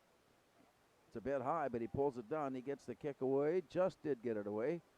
And it takes a sideward bounce and then crosses over midfield and keeps on rolling and will be spotted down. I don't know why he was such an anxious moment to get to the football. It was going to be down, but the Spuds made a rush at it, and somebody tripped and stumbled and nearly forced injury. But with the play down, it is first down now for Bemidji at the 46-yard line. And that's a pretty good kick, and again, doing that directional kicking like they do. Now the officials are talking about something, and I'm not sure what's going on. Bemidji's taking their time getting their offense online, but I don't see any flags anywhere. 4:52 remaining here in the third quarter. Moorhead with a touchdown in the first, a touchdown in the second, leading at 14-0. As the officials' discussion out there at midfield continues on, and the one official has gone over to talk with Troy Hendricks and giving him an explanation of what was transpiring out on the field. And I don't have a clue. No. Now we're going to have false start against Moorhead, and the penalty being assessed after the play. Oh, and there's a flag way down there. Okay, so basically it was some type of illegal formation that they called, and they just added on after the kick. On the punt. So from the return, it is brought from there across midfield to the 49-yard line. This is the best field position Bemidji's had. Best they've had, absolutely. Starting this one in Moorhead territory. The backfield reloaded. And Theraldson goes to the far side, and he escapes. Will Faldorf was stopped. He stepped out of the tackle, advanced forward, going down to about the 40 inside there to the 39-yard line. Faldorf given credit for a 5-yard gain. Yeah, and they just ran outside zone that time where he looks like it's kind of a sprint out to an outside zone. That the guy that's lined up as the H-back or fullback got out on Moorhead strong safety and gave him a pretty good running lane. And again, Lee Carfer came up and made the stop. Faldorf closing in on a 100-yard night with play still here midway through the third quarter. Brett Theraldson with 4:47 to go. Counter play back to the near side, and with some room, Heinrichs is open to the near sideline. He stepped away and headed upfield and is bumped out of bounds. Nice carry by Colton Heinrich. And it is first down Bemidji, who has been a nice balance then to the anticipated run. Will Faldorf. Colton Heinrich has come in and stepped up and done the job. And he did a real nice job. That started out as an inside run, almost like an isolation play. And Moorhead kind of caved it all down inside, and he just got great speed, came around. Wyatt Gunkel was there, had leverage on him, and he's got great speed and actually outran him around the corner. And good job by Keenan Went to make the tackle. Time is running down on this play clock, 6 seconds, and now they take their position. Here's the snap back. And the pitch out onto the near side. And Chase to the sideline and kept down in play. Good pursuit to the near side. Ja'Kai Fitzpatrick and Houston Hall teaming up on the stop to bring up second down. And nice job by Houston Hall too, Larry, because they came out and ran that speed option, and he kind of did what the old people used to call hang and run. He fluttered, forced the pitch, and he had good enough leverage. We came out, made first contact, and stopped that for actually a loss. Coming up tomorrow night in Alexandria, the Moorhead volleyball team will enter the section championship contest against Sartell, 7 o'clock. From Alexandria, hope that you have a chance to follow Spud Sports as the play comes to the near side. 2 championship contests being played here tonight in Bemidji, tomorrow night in Alexandria against Sartell for volleyball. Moorhead looking for a 5th straight trip to the state tournament. Tried to run that outside zone again with the lead blocker, and I like what Ja'Kai Fitzpatrick did. He got into the alley, defeated the blocker, and stopped him for very little gain. This is a big 3rd and 10 for Bemidji. That's a great job by Fitzpatrick, Larry. Clock will start with 3:49 to go.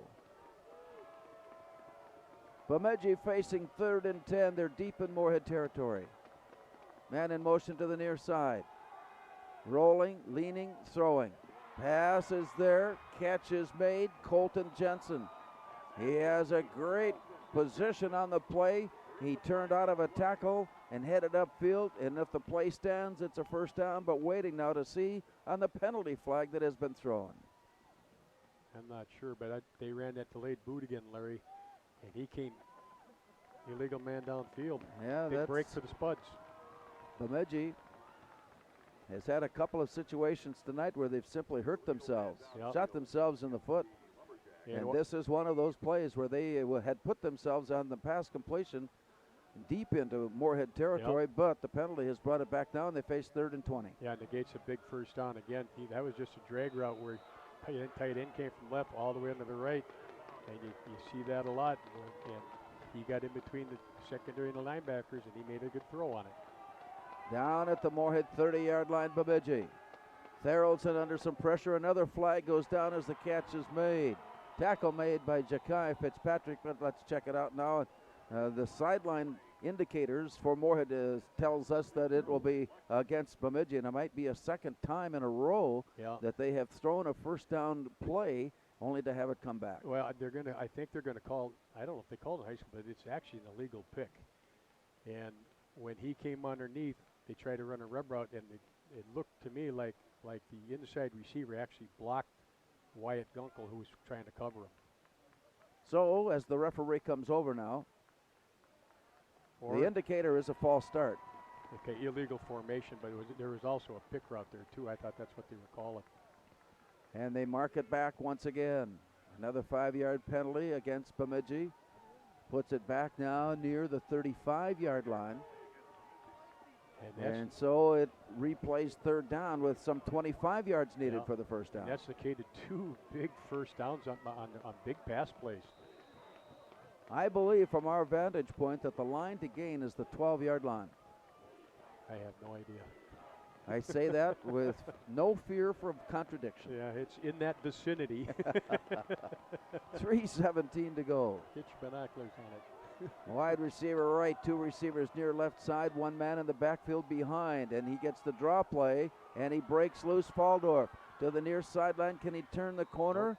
And no, not quite. He got past the original line of scrimmage and about 3 yards more, so it brings up 4th and still about 6, maybe 7 yards needed. Faldorf, with a great run, has now gone over 100 yards rushing. Again, just ran that delayed draw where it's almost like they're faking a sprint out, and then he gives it to him on the right side and breaks all the way out the left. Did a nice job of folding everybody inside. Luckily, Moorhead's Wyatt Gunkel gets some outside leverage to stop him, but brings up a fun 4th down here.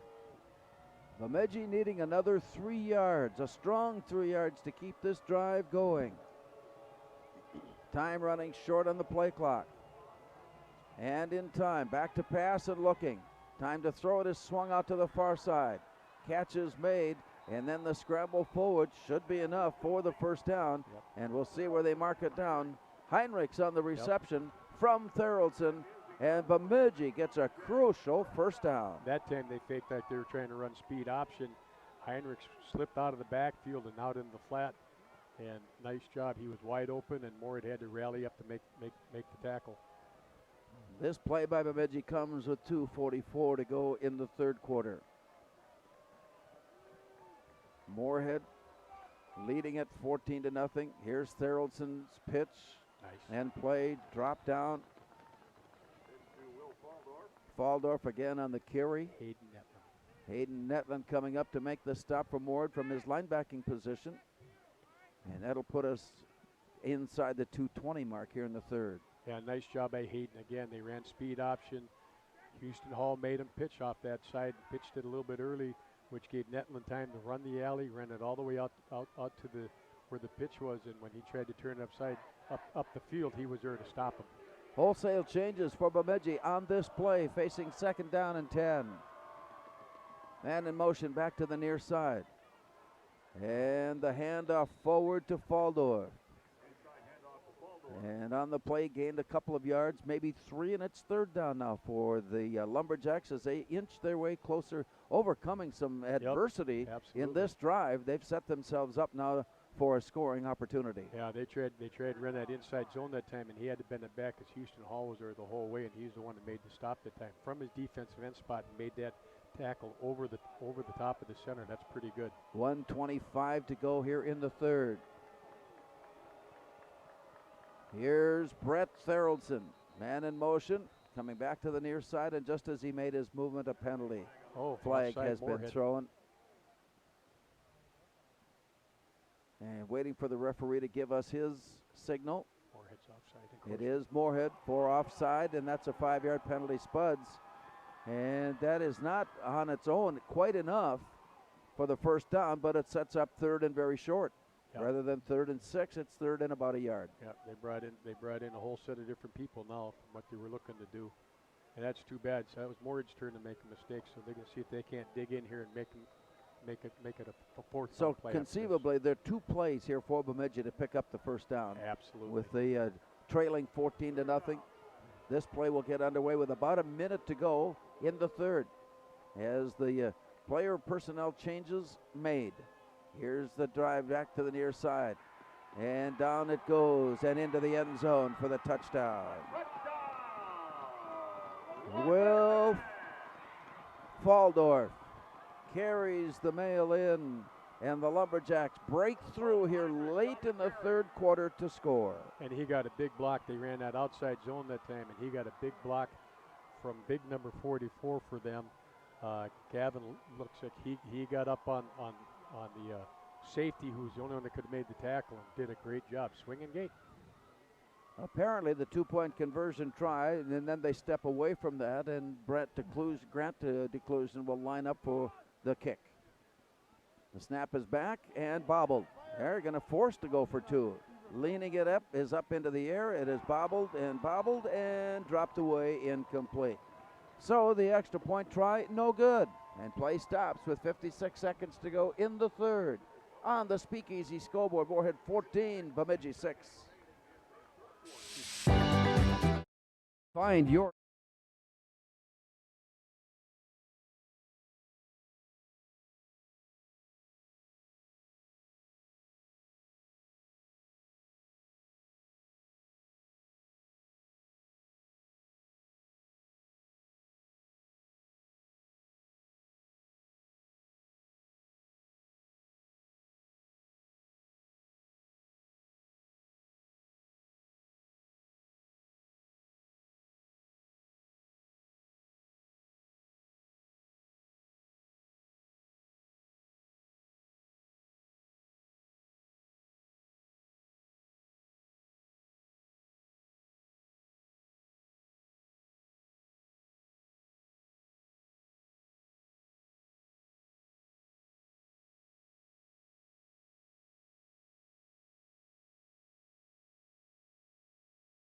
Well, the Lumberjacks throughout the evening have not enjoyed good field position, and when they did get a chance to take advantage of it, they did. A drive that started near midfield, capped off on a 5-yard run by Colton Heinrichs, and the Lumberjacks break through, but the point after try was no good, and so the Spuds hang on to an 8-point lead here at 14-6 as the Lumberjacks prepare for the kickoff with 56 seconds to go in the 3rd quarter. Spuds are back deep and waiting. Lee Carfier on the far side will give way now, and he'll come to the near side as George Janforth will take his spot on the far side. Grant Declusion approaches, and it is a low kick. It bounces. They'll have to play it. Here it's picked up. Looking for room. Not much. Getting loose. Carfier goes down. So he danced his way loose.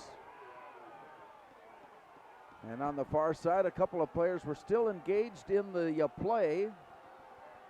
And they separated. That was about all there was to it. Yep, and it's first down. They went to the whistle, and there's been threatening official. And he just kind of took his hands, went like that, said nothing there.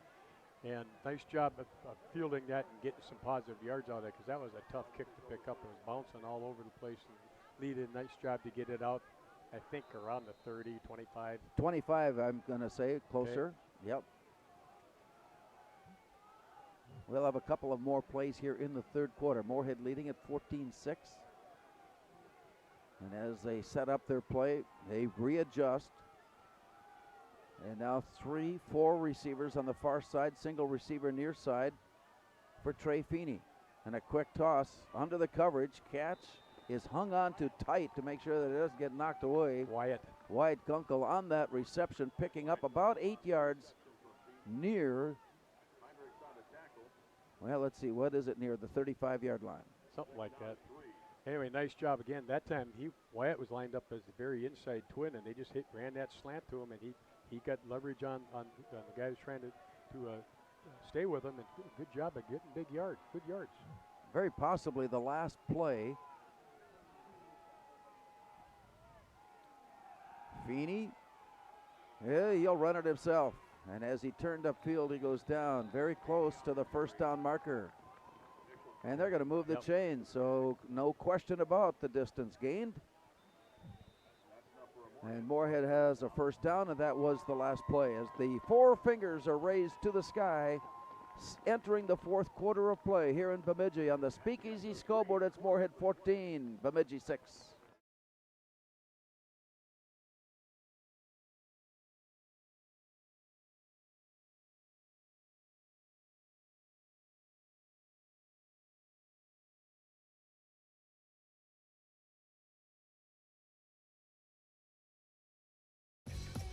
We are The Breakdown.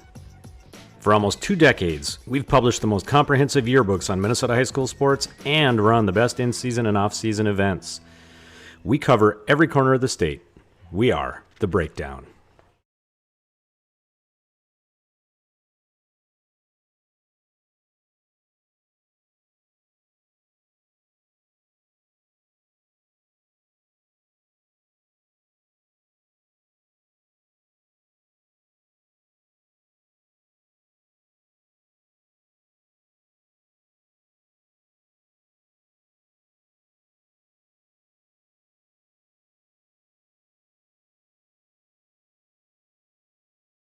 So important, but when you get into a game like this, it becomes highlighted even more so.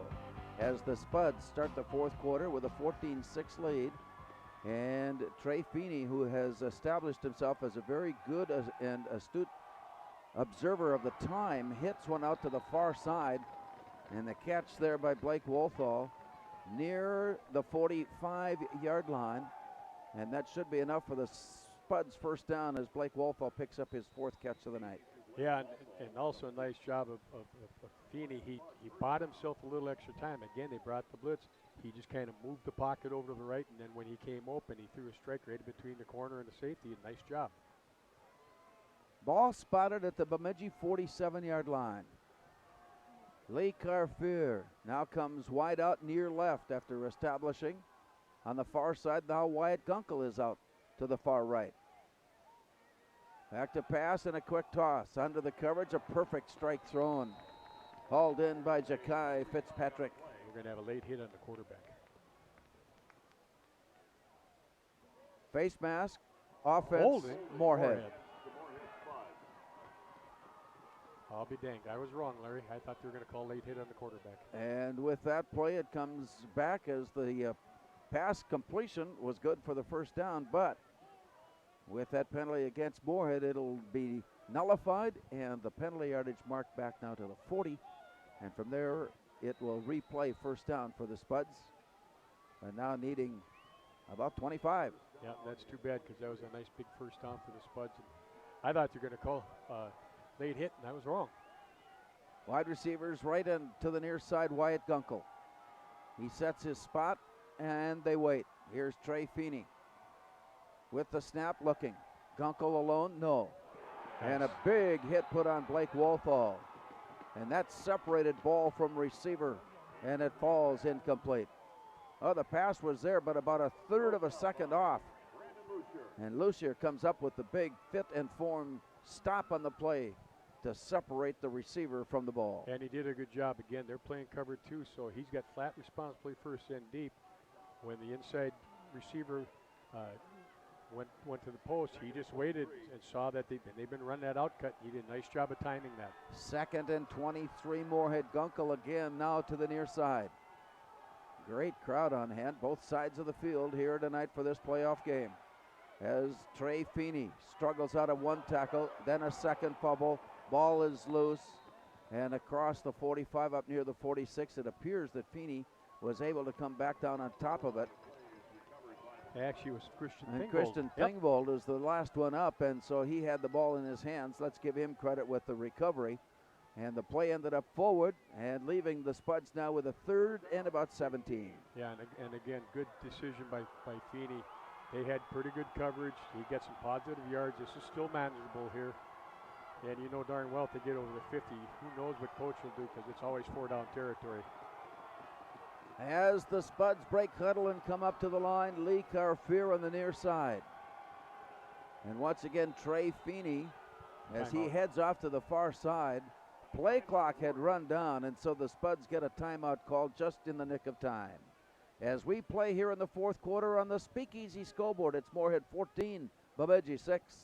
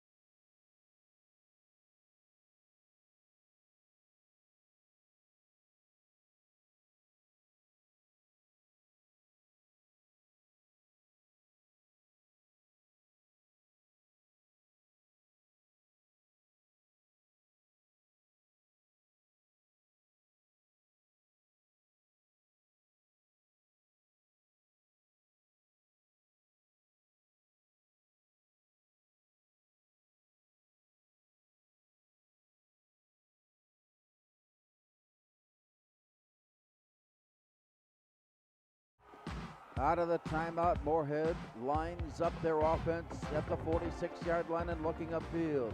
Setting back to throw, it is there. Oh, boy. Wyatt Gunkel, the intended receiver. Brandon Lucier nearly had himself an interception try, but it is incomplete, and it brings up 4th down. And once again, here comes Caden Triggs. Yeah, and they brought Javian Boykin off the edge that time, Larry, and he tried to force it in there because he knew he was going to get hit, and there was a boom play, and again, fortunate it wasn't intercepted. Isaiah Bean is back in punt return for Bemidji as he stands somewhere inside the 20-yard line. Moorhead has a long ways to go to pick up a 1st down as they line up this punt.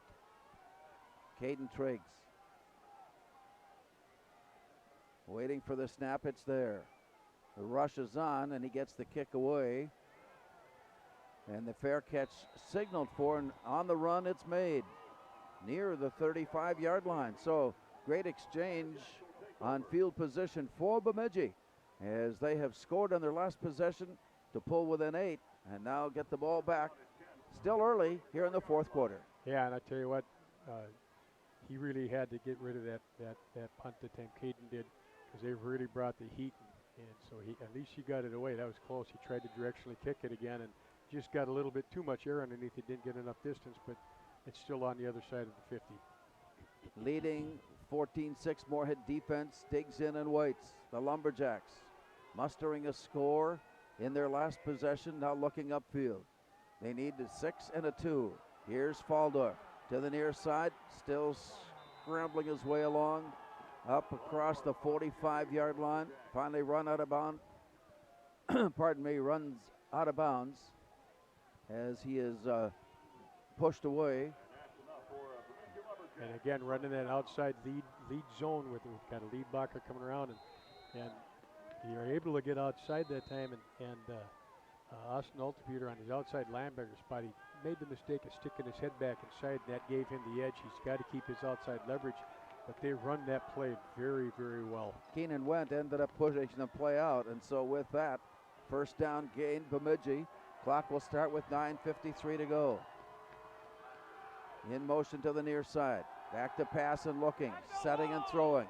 Throwing deep, it is up for grabs. Matt Arell is there. Nice catch. He makes the catch.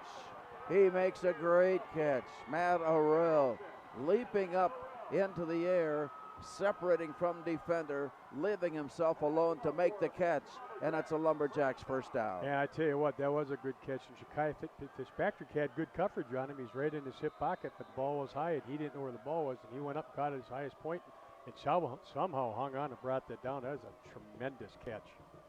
They are spotting it somewhere in the vicinity of the 15-yard line. So a big play for the Lumberjacks as they hurry out of their huddle and up to the line. And before this play comes up and run, the officials have stepped in. There's a penalty flag thrown by the Flag is down. illegal participation. I'm not sure I caught that one. They got 12 players in the huddle. They had 12 players in the huddle. Okay. Well, we'll see what happens now because two of them left. Yep. One of them come back in. That should add up to 11 this time. Here comes the 13th player. Well, there are too many people roaming in and out.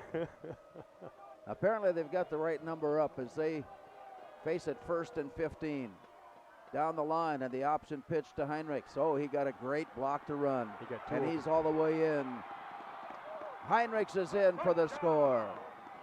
Tell you what, this Lumberjacks team must have had a little meeting at halftime because they have lit the lamp here in the second half as they have scored twice, needing a 2-point conversion now to tie. Yeah, he got a great block by the fullback that went out and got the safety, and then the wide receiver on that side did a nice job of turning in Wyatt Gunkel. Wyatt was trying to get outside leverage, and then he just got so much great speed. He just scampered outside and scored. Now this is a big 2-point conversion.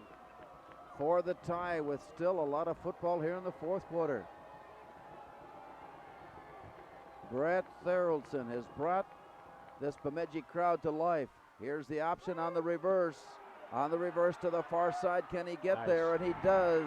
Tuck inside on the far side. And on the reverse, the run and the score by Bemidji's, by James Williams. And we are all tied up. 9:06 to go here in the fourth on the Speakeasy scoreboard. Moorhead 14, Bemidji 14.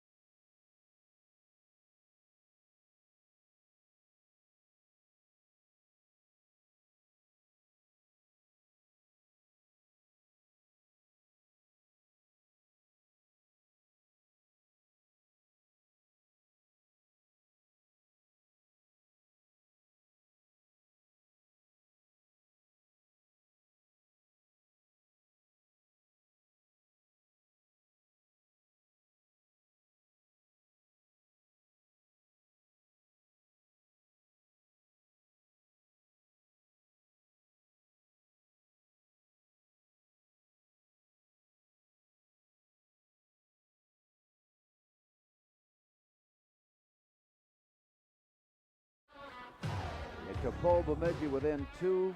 James Williams on a reverse, a 2-point conversion. We are tied at 14. Now the Bemidji kickoff. Grant Declusion kicking left to right. Spuds are back deep and waiting. George Janforth at about the 5, and here's the kick.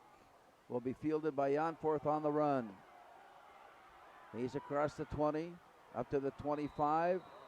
And let's spot him down near the 30-yard line where it'll be first down, Moorhead. Good job. He was able to get that ball on the run and pick up some good yards. I have no idea where he caught it and where the ball is, but he just found a seam to get through and gave Moorhead pretty good field position at about 35. Game now tied at 14. 34. And let's spot it at the 34-yard line for the Spuds. Lumberjacks have faced adversity this entire second half, but have overcome adversity by penalties, have overcome adversity by field position, and has come on to tie the game as the play comes near side.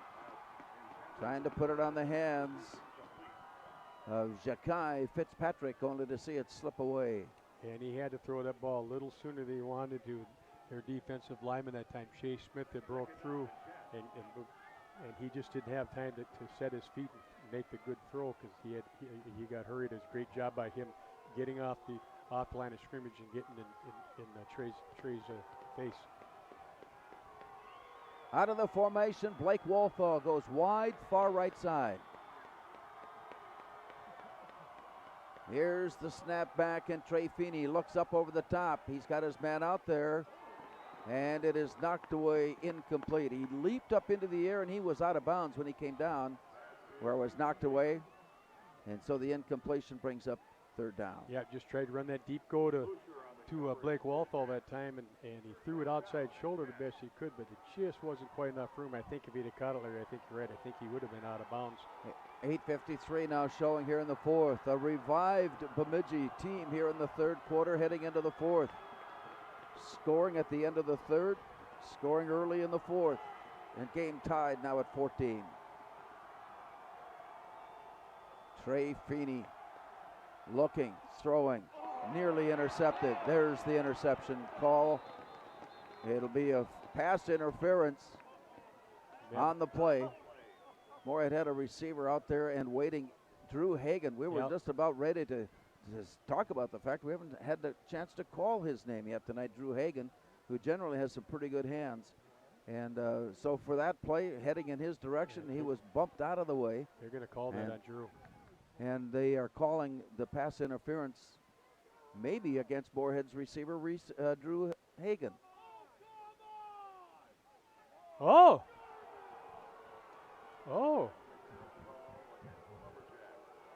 Illegal participation. We got a foul penalty on both sides. Do it over.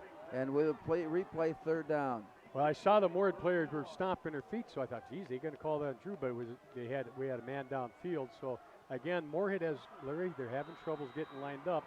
And so what happened is one of the receivers covers up another receiver, makes him ineligible when he goes downfield. Third down and 10. Ball brought back to that line of scrimmage at the 34-yard line. Wow.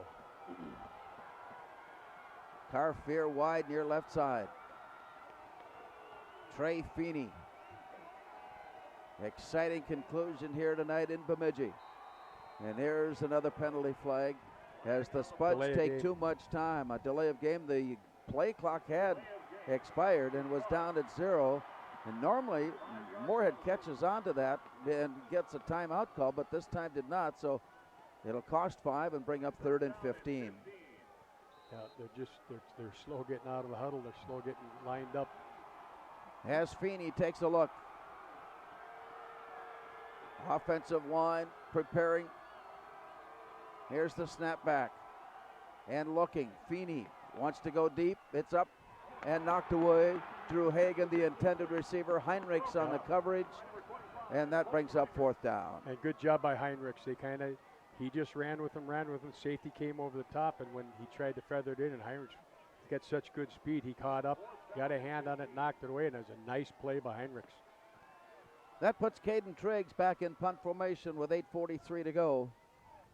Game tied at 14. A 14-point halftime advantage from Moorhead disappeared on a 5-yard run by Colton Heinrich to end the third, and then Heinrichs got a second touchdown to start the fourth, and here's the punt. It bounces, and rolls out of bounds just inside the 35-yard line, and that's where the Lumberjacks, who are on fire right now offensively, back on the field as they take over with the game tied. And that's a pretty good punt. Again, directionally kicking it away from him. He got a spiral that time, and it carried real nice, and Atlanta got a positive bounce out of it too. So at least they're not out to midfield all the way. Reminding you that tomorrow night, Moorhead's volleyball team plays section championship against Sartell. That game in Alexandria with a 7 o'clock start. Moorhead, Sartell in Alexandria. Volleyball championship. As the Lumberjacks line up. Handoff left side and a big run. Oh, and there's a trip up right as he was ready to sprint the rest of the way. Oh, he was ready to head out and out, but got tripped up at the last moment. A big offensive night tonight for Will Faldorf as he has surpassed that 100-yard rushing mark some time ago here in the second half, and his play there gave Bemidji a first down. And when he accelerates, he gets going, and luckily Ja'Kai Fitzpatrick was able to catch his foot a little bit and stop him from getting any more. Lumberjacks at their own 43. To the far side, it is Faldorf, and he gets to the edge and then stepped out of bounds. He was again looking upfield and headed all the way, but Faldorf stepping out. But another first down gain, and the Lumberjacks move the chains for a first down now with 8:02 to go. Again, reading that lead outside zone, fullback got Fitzpatrick, and then the wide receiver on that side, Colton Jensen, Larry. Great job on Moorhead's corner getting him turned in, and luckily he was close enough to the sideline that he ran out of bounds. Bemidji, since they've started putting points on the board, they just have a little extra bounce in their step. Here's Faldorf to the far side, and he took a big hit and goes out. Ja'Kai Fitzpatrick over there to bump him around and out behind the line of scrimmage for a loss of about 2, and it's second down and 12. Yeah, he took a good route to the ball when he ran the alley that time. When he bounced it out, he got a good shoulder on him, and he sent him sideways for a loss on that play, which is a nice job. Ja'Kai is getting a little fierce out there.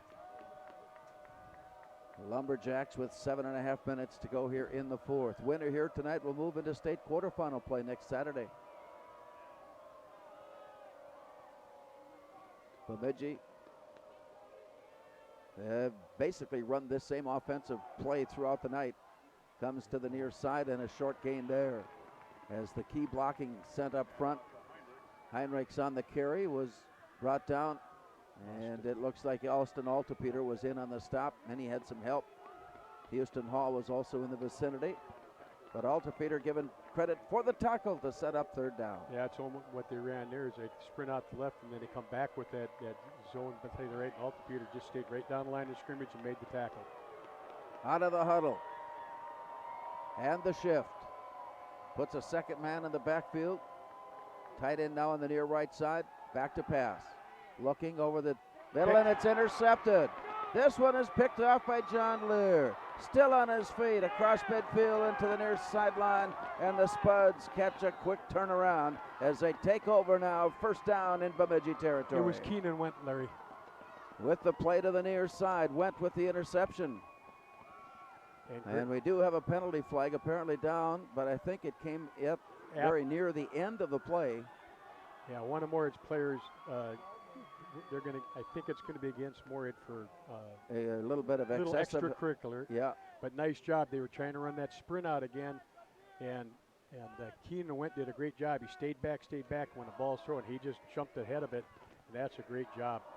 Keenan Went with the interception, and they're calling Moorhead for holding after the return.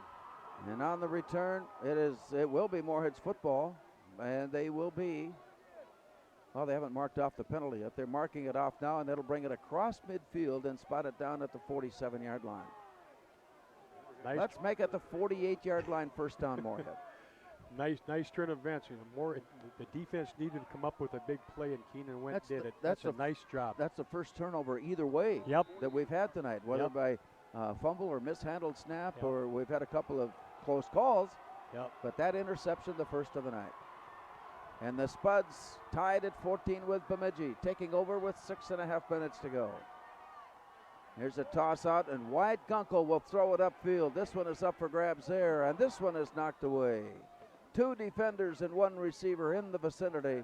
Wyatt Gunkel, backup quarterback, got a chance to throw and show his arm, and right into the teeth of the defense, it is batted to the turf. Yeah, he didn't quite get anything on it, get too much air. Nice job by Blake Walthall turning into a defensive back and knocking that down, because that really got thrown up for grabs. And you got to credit the secondary for they didn't bite on that at all and stayed back, and so good job, but nice job by Walthall knocking that away. Drew Hagan in the lineup with the play. He'll line up in the slot, far right side. Spuds facing 2nd and 10. At their own 48-yard line, here's Trey Feeney. And a quick toss under the coverage, complete. Hauled in. Jakai Fitzpatrick added about 7 yards after the reception, and it's first down, Moorhead. Big first down. Nice job. Again, running that quick slant. Jakai's lined up as the inside slot receiver. He did a nice job of driving back the defensive back, then getting leverage on him. The ball was thrown perfectly in time again, and then he got extra yards afterwards, and he's fired up. He wanted to break that one, Larry. And down at the 39-yard line, it's first down, Moorhead. Lee Carfier goes wide, far right side. Blake Walthall in the near left. Alone in the backfield, here's Feeney. Another quick toss. Catch made. And on the run, Jakai Fitzpatrick nearly stepped out of the tackle. Managed to carry him along. Fitzpatrick on the catch and run. And picked up about 9 yards, as it appears here, to set up second down. And again, just running that time he ran the out from the inside twin. They brought both linebackers, and I like what Trey did. He stood in, and when he came open, he delivered the ball because he got hammered pretty good right when he threw it, but had the presence mind knowing where the receiver was going to be. 5:25 now showing in the fourth in a tie football game. Section 8 championship tonight in Bemidji. Receivers wide out to the far right side, and here's the snap back as they put it on the ground and follow the right side. I think that Keenan went on the carry inside the 30 and down near the 26-yard line. Yeah, ran that and wham that's more play. than enough for the first down. Yep, ran that wham play where Mahmoud gets inside on the linebacker, and when Keenan gets into anywhere near the line of scrimmage, he gets both hands over the ball, puts his head down, and picks up positive yards. Tomorrow afternoon, 1 o'clock kickoff from Collegeville as Concordia takes on the Johnnies in MIAC play. 1 o'clock, Concordia and St. John's right here at 970 WDAY. Here's Feeney. And another ball fake in, and the Spuds are opening it up along the right side of that offensive line. And pick up enough. That's very close to another first down. Let's see where they spot it from here. It looks like it'll be about a 7-yard gain. Make it a 6-yard gain, leaving Moorhead second and 4. Yeah, running that power play to the right that time and getting behind big Tyler Martin and company on that side again. They're coming off the ball hard, getting some bend back. They're getting hats on the second level, and then all Keenan's going to do is just keep plowing, and he's got both hands over the ball, and he's going forward the whole time. Closing in on the 4-minute mark here in the fourth quarter. Game tied at 14. Moorhead now threatening. Here's the snap back. And once again, that hole opens up along the right side, and they manage to get close to the first down marker. Wow. That time, that was just a quick hitter off the left straight ahead. And Larry, Max Sola took the nose guard and turned him back and was still pushing back 7 yards down the field. That was a nice block, and good job by Keenan again. Keenan went on the carry, and the Spuds have picked up another first down. Somewhere near the 15-yard line, Spuds are moving in. Play clock is running its way down. Game clock at 3:35. Handoff again to Keenan Wendt, and they have found a spot they like here on this drive as Keenan Wendt carries it forward and sets up second down. Again, all they're doing is running that wham play where Mahmoud gets up on the line on that backer. They're getting good pushback again from the right side, and he's just getting positive yards. And not only that, the clock is running, and they've run almost 6 minutes off this clock so far. 3:08 now showing, game tied at 14. Crucial drive as to the outcome here tonight. Trey Feeney takes the snap, hands off, and this time it is stopped and driven down and driven back. You had to know that at some point Bemidji was going to figure out that blocking scheme and make the stop. They did. Yeah, tried to run it. And it's third down. Yep, tried to run that time. Reed Cawley, he got off the block that time and made first contact and stopped that for maybe a 1-yard gain. So this is a third and about 7 now, so they need to get some positive yards here. Time now becoming a factor with 2.5 minutes to go. The Bemidji fans on the far side standing for their defense. Moorhead fans on the near side looking and waiting. Play to the near side, and a leaping catch try is incomplete. He had a man in the end zone who was stretching and reaching, but it was just overthrown. And with that play, it sets up 4th down for the Spuds, and it might mean a field goal attempt. Yep. And as we watch Caden Triggs come on. And time again was there, and it was Brady Walthall on that corner route from his inside twin spot. The timing was there just a little bit out. He had it for a second, but when he hit the ground, I think is when it came out. And that would have been a fantastic catch. I was holding my breath the whole way. We'll have to get an official mark on this in a moment. Spuds making their lineup adjustments for this field goal attempt. The snap is back. The kick is on its way up, and the kick is good. Caden Triggs connecting on a field goal that gives the Spuds the lead with 2:10 to go in the 4th quarter. On the Speakeasy scoreboard, Moorhead 17, Bemidji 14.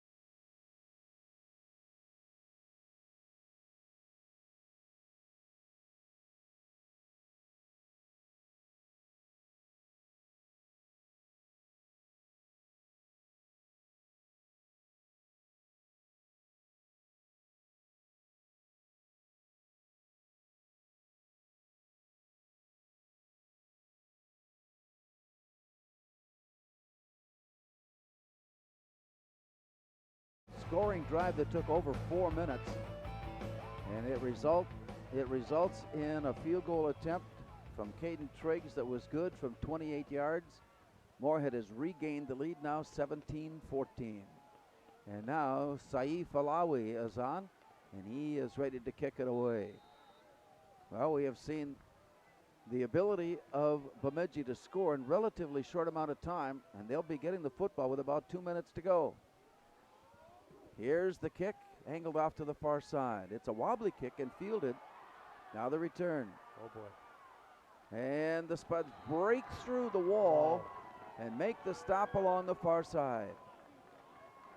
So the Spuds defense comes on. The Bemidji offense comes on, needing a field goal to tie and a touchdown to win.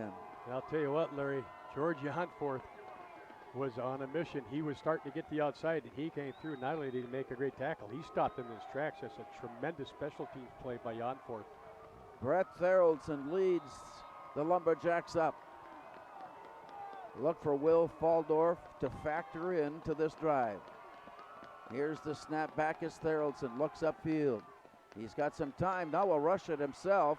He scoots to the near side and still on his feet and slides forward to about midfield. And that turned into an 18-yard gain on a broken play. Theraldson picks up a Bemidji first down at the 46-yard line. And he did a nice job when he saw that Moorhead had great coverage. They're playing pretty deep, keeping everybody in front of them. And when he broke through that first line, there was nobody. You know, the safeties had to come way up to make that tackle. And then I like what he did. He slid so they didn't get hit. 1:43 to go. Theraldson looking upfield. Leaning, throwing, near side, catch made. Keenan went defending on Matt Orell. Out of bounds it goes after a 9-yard gain. Yep, Moorhead's just rushing their 4 guys and getting pretty good protection, and he had a lot of time.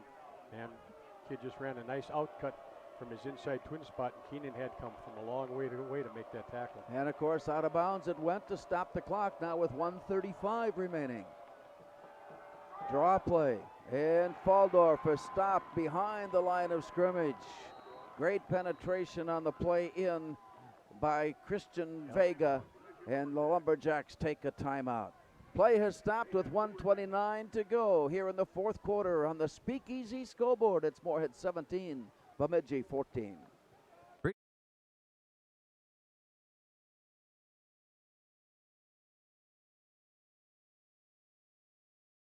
For good times and great food and drinks, gather your people and come visit us at Legends. You will love our wings, pulled pork, pizza, and other delicious items. Gluten-free and other special diets can be accommodated. We show all the major sporting events. If you are having a special event, take advantage of our event room and catering. Our catering is available for both delivery and pickup. Visit us today.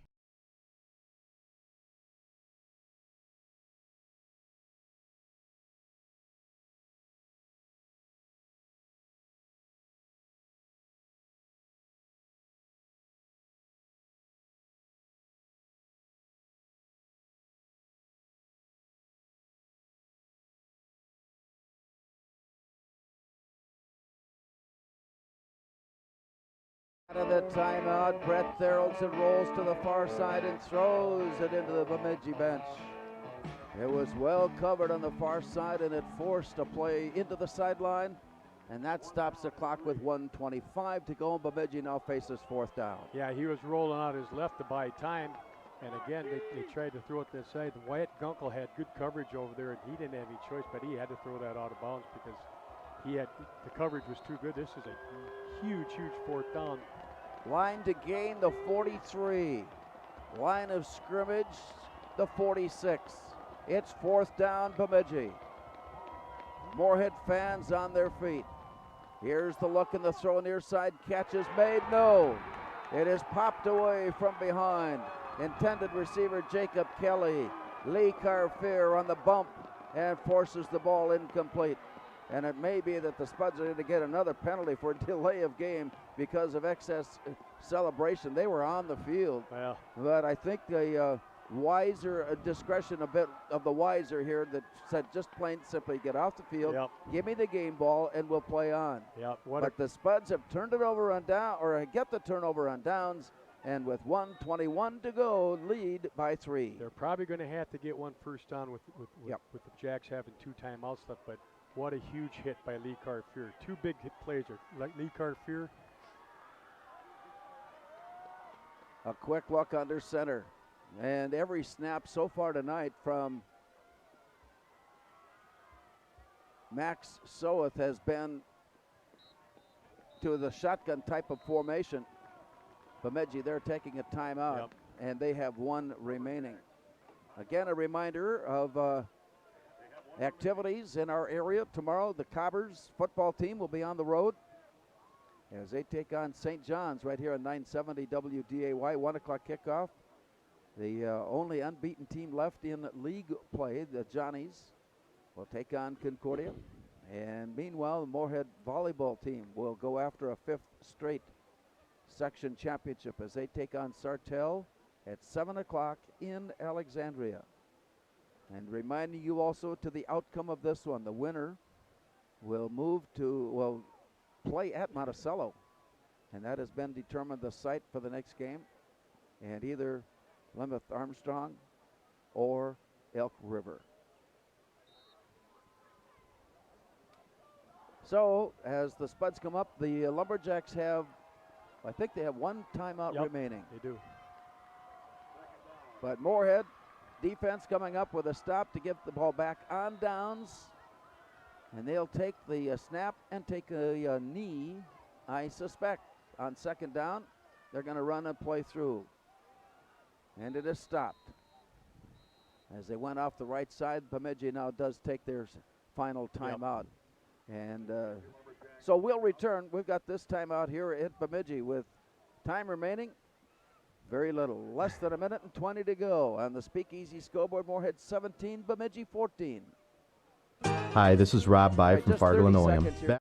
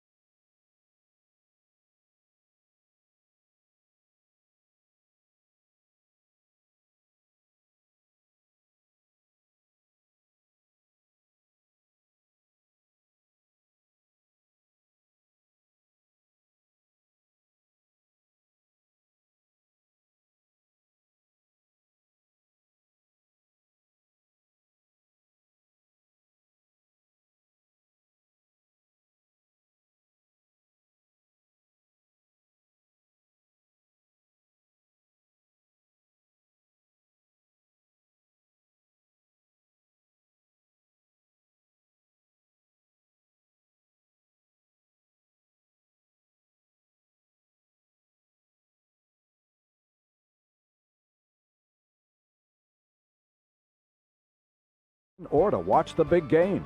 Speakeasy caters and delivers with Food Dudes and Uber Eats. Fine family dining at modest prices. Speakeasy, just off 8th Street, 994 in South Moorhead. On 30th Avenue. Speakeasy, speakeasy. Caden Triggs taking the snap and pushing it forward, and he kicked it wide of the return. Isaiah Bean, who was forced to watch it roll. It took a spud roll off to the side and forward, and so the Lumberjacks have 18.6 seconds to go, and deep in their own end of the field at the 9-yard line, trailing by 3. They need to get they need to get the defensive backs way back, and the linebackers. Great kick, also, Larry. Here's the snap back now, and the look off to the far side to get to the sideline, and it was dropped. Brett Theraldson's pass off on the far side for James Williams. He had it on his hands, ready to pull it in, and as he stepped out, he lost the football. And so that'll go simply as an incomplete pass, and it'll be 2nd and 10. Yeah, he was trying to run with it a little bit too soon and make it true. He was trying to get extra yards to get out of bounds, and he just lost a handle. He did get all the D-backs about 20 yards deep here. 14 seconds to go. Moorhead on the verge of a return to the state quarterfinals. There's a pass out to the far side. It is up in the air. It is up in the air. Intercepted Moorhead. It was bobbled up into the air before Wyatt Gunkel camped underneath and hauled in the deflection, and the Spuds now 8 seconds away from a section championship. Yeah, and you got to give Hayden Nettlander the first credit for it, because he got underneath that out route, got his hands on it, was bobbling it, and Wyatt just took it away from him and got to the ground, said, "This is our ball, this is our game." Wow, what a game. So we are down now to the final 8 seconds. Both teams have expired their timeouts. And this rivalry matchup between Moorhead and Bemidji continues to be a hot item. And the Spuds will take the snap and drop to their knee. And Moorhead is on to state quarterfinal play on Saturday. Their opponent, either Robbinsdale Armstrong or Elk River. And the game will be played at noon Saturday at Monticello. Back with a recap of tonight's game and our player of the game. After this timeout, our final score on the Speakeasy scoreboard: Moorhead 17, Bemidji 14. The directors of Corsmo Funeral Service understand the needs of grieving families. They know the importance of trust and a professional relationship with their clients. Corsmo Funeral Service is committed to providing compassionate, quality service to each family they care for, which is why many area families have depended on Corsmo Funeral Service in their time of need. Offering a complete range of funeral and cremation choices, Corsmo Funeral Service, serving when the need is greatest. On the web at corsmofuneralservice.com. Arlen Swenson here with Northwest Blinds. My wife Carla and I have been helping homeowners and businesses in the area with window treatment needs for nearly 2 decades. Northwest Blinds will come to your home. 20 seconds. Consultation showing samples of the latest in window coverings. We strive to stay within your budget while offering professional installation and personal service. Give us a call at 218-236-4813 or visit nwblinds.com. At Northwest Blinds, we say, you'll wish you had more windows. And go Spuds. Moorhead getting a section championship win tonight in Bemidji, final of 17-14, as Keenan Wendt rushed the ball 12 times for 42 yards. Trey Feeney, 18 of 37 for 266 yards and 2 touchdowns. The leading receiver, as you might expect, Brady Wolfall with 9 and 154 yards. Blake Wolfall had 3 receptions, 49 yards. Moorhead also had a big night from Ja'Kai Fitzpatrick with 5 receptions. Wyatt Gunkel had a catch. And the wealth got spread. Bemidji's Matt Arell led the receivers with 4 catches, as Brett Theraldson finished the night on 6 of 19 for 95 yards. 150 yards rushing, as we have it here tonight for Will Faldorf. And we heard and knew going in he would be a factor in how this game would be played, and he was. Yes, sir. But the Lumberjacks and the Spuds battle it out once again tonight for the section championship. And our player of the game, it came down to the final plays. And Caden Triggs for his his punt inside the 10-yard line and for his game-winning field goal. Yeah, and I tell you what, in that last punt, he was under pressure. He again was able to directionally kick it, and then he got a nice high one and got a nice bounce. That was huge. But now that's 2 times in a row against Bemidji that he's iced the game with a field goal, so that's pretty neat. He said, that's why I kick. I want my chance to be a field goal kicker for the win, and he has done that. And so with tonight's win, the Spuds move on. For Bemidji, their season comes to an end. They finished their first 7 games without a loss and then took their first loss of the year to Moorhead to end the regular season, gained a semifinal win in section play, and then the Spuds get the win over Bemidji in the championship contest. A reminder for you once again tomorrow right here on 970 WDAY, we've got Cobbers football as they take on St. John's at 1 o'clock. And then for fans of Moorhead Athletics, we remind you that the Spud volleyball team will play the section championship against Sartell, and that game scheduled for Alexandria and a 7 o'clock start. Thank you for joining us tonight from Bemidji. To Kent McLeod and in studio, we remind you once again that our final score on the Speakeasy Scoreboard, Moorhead 17, Bemidji 14.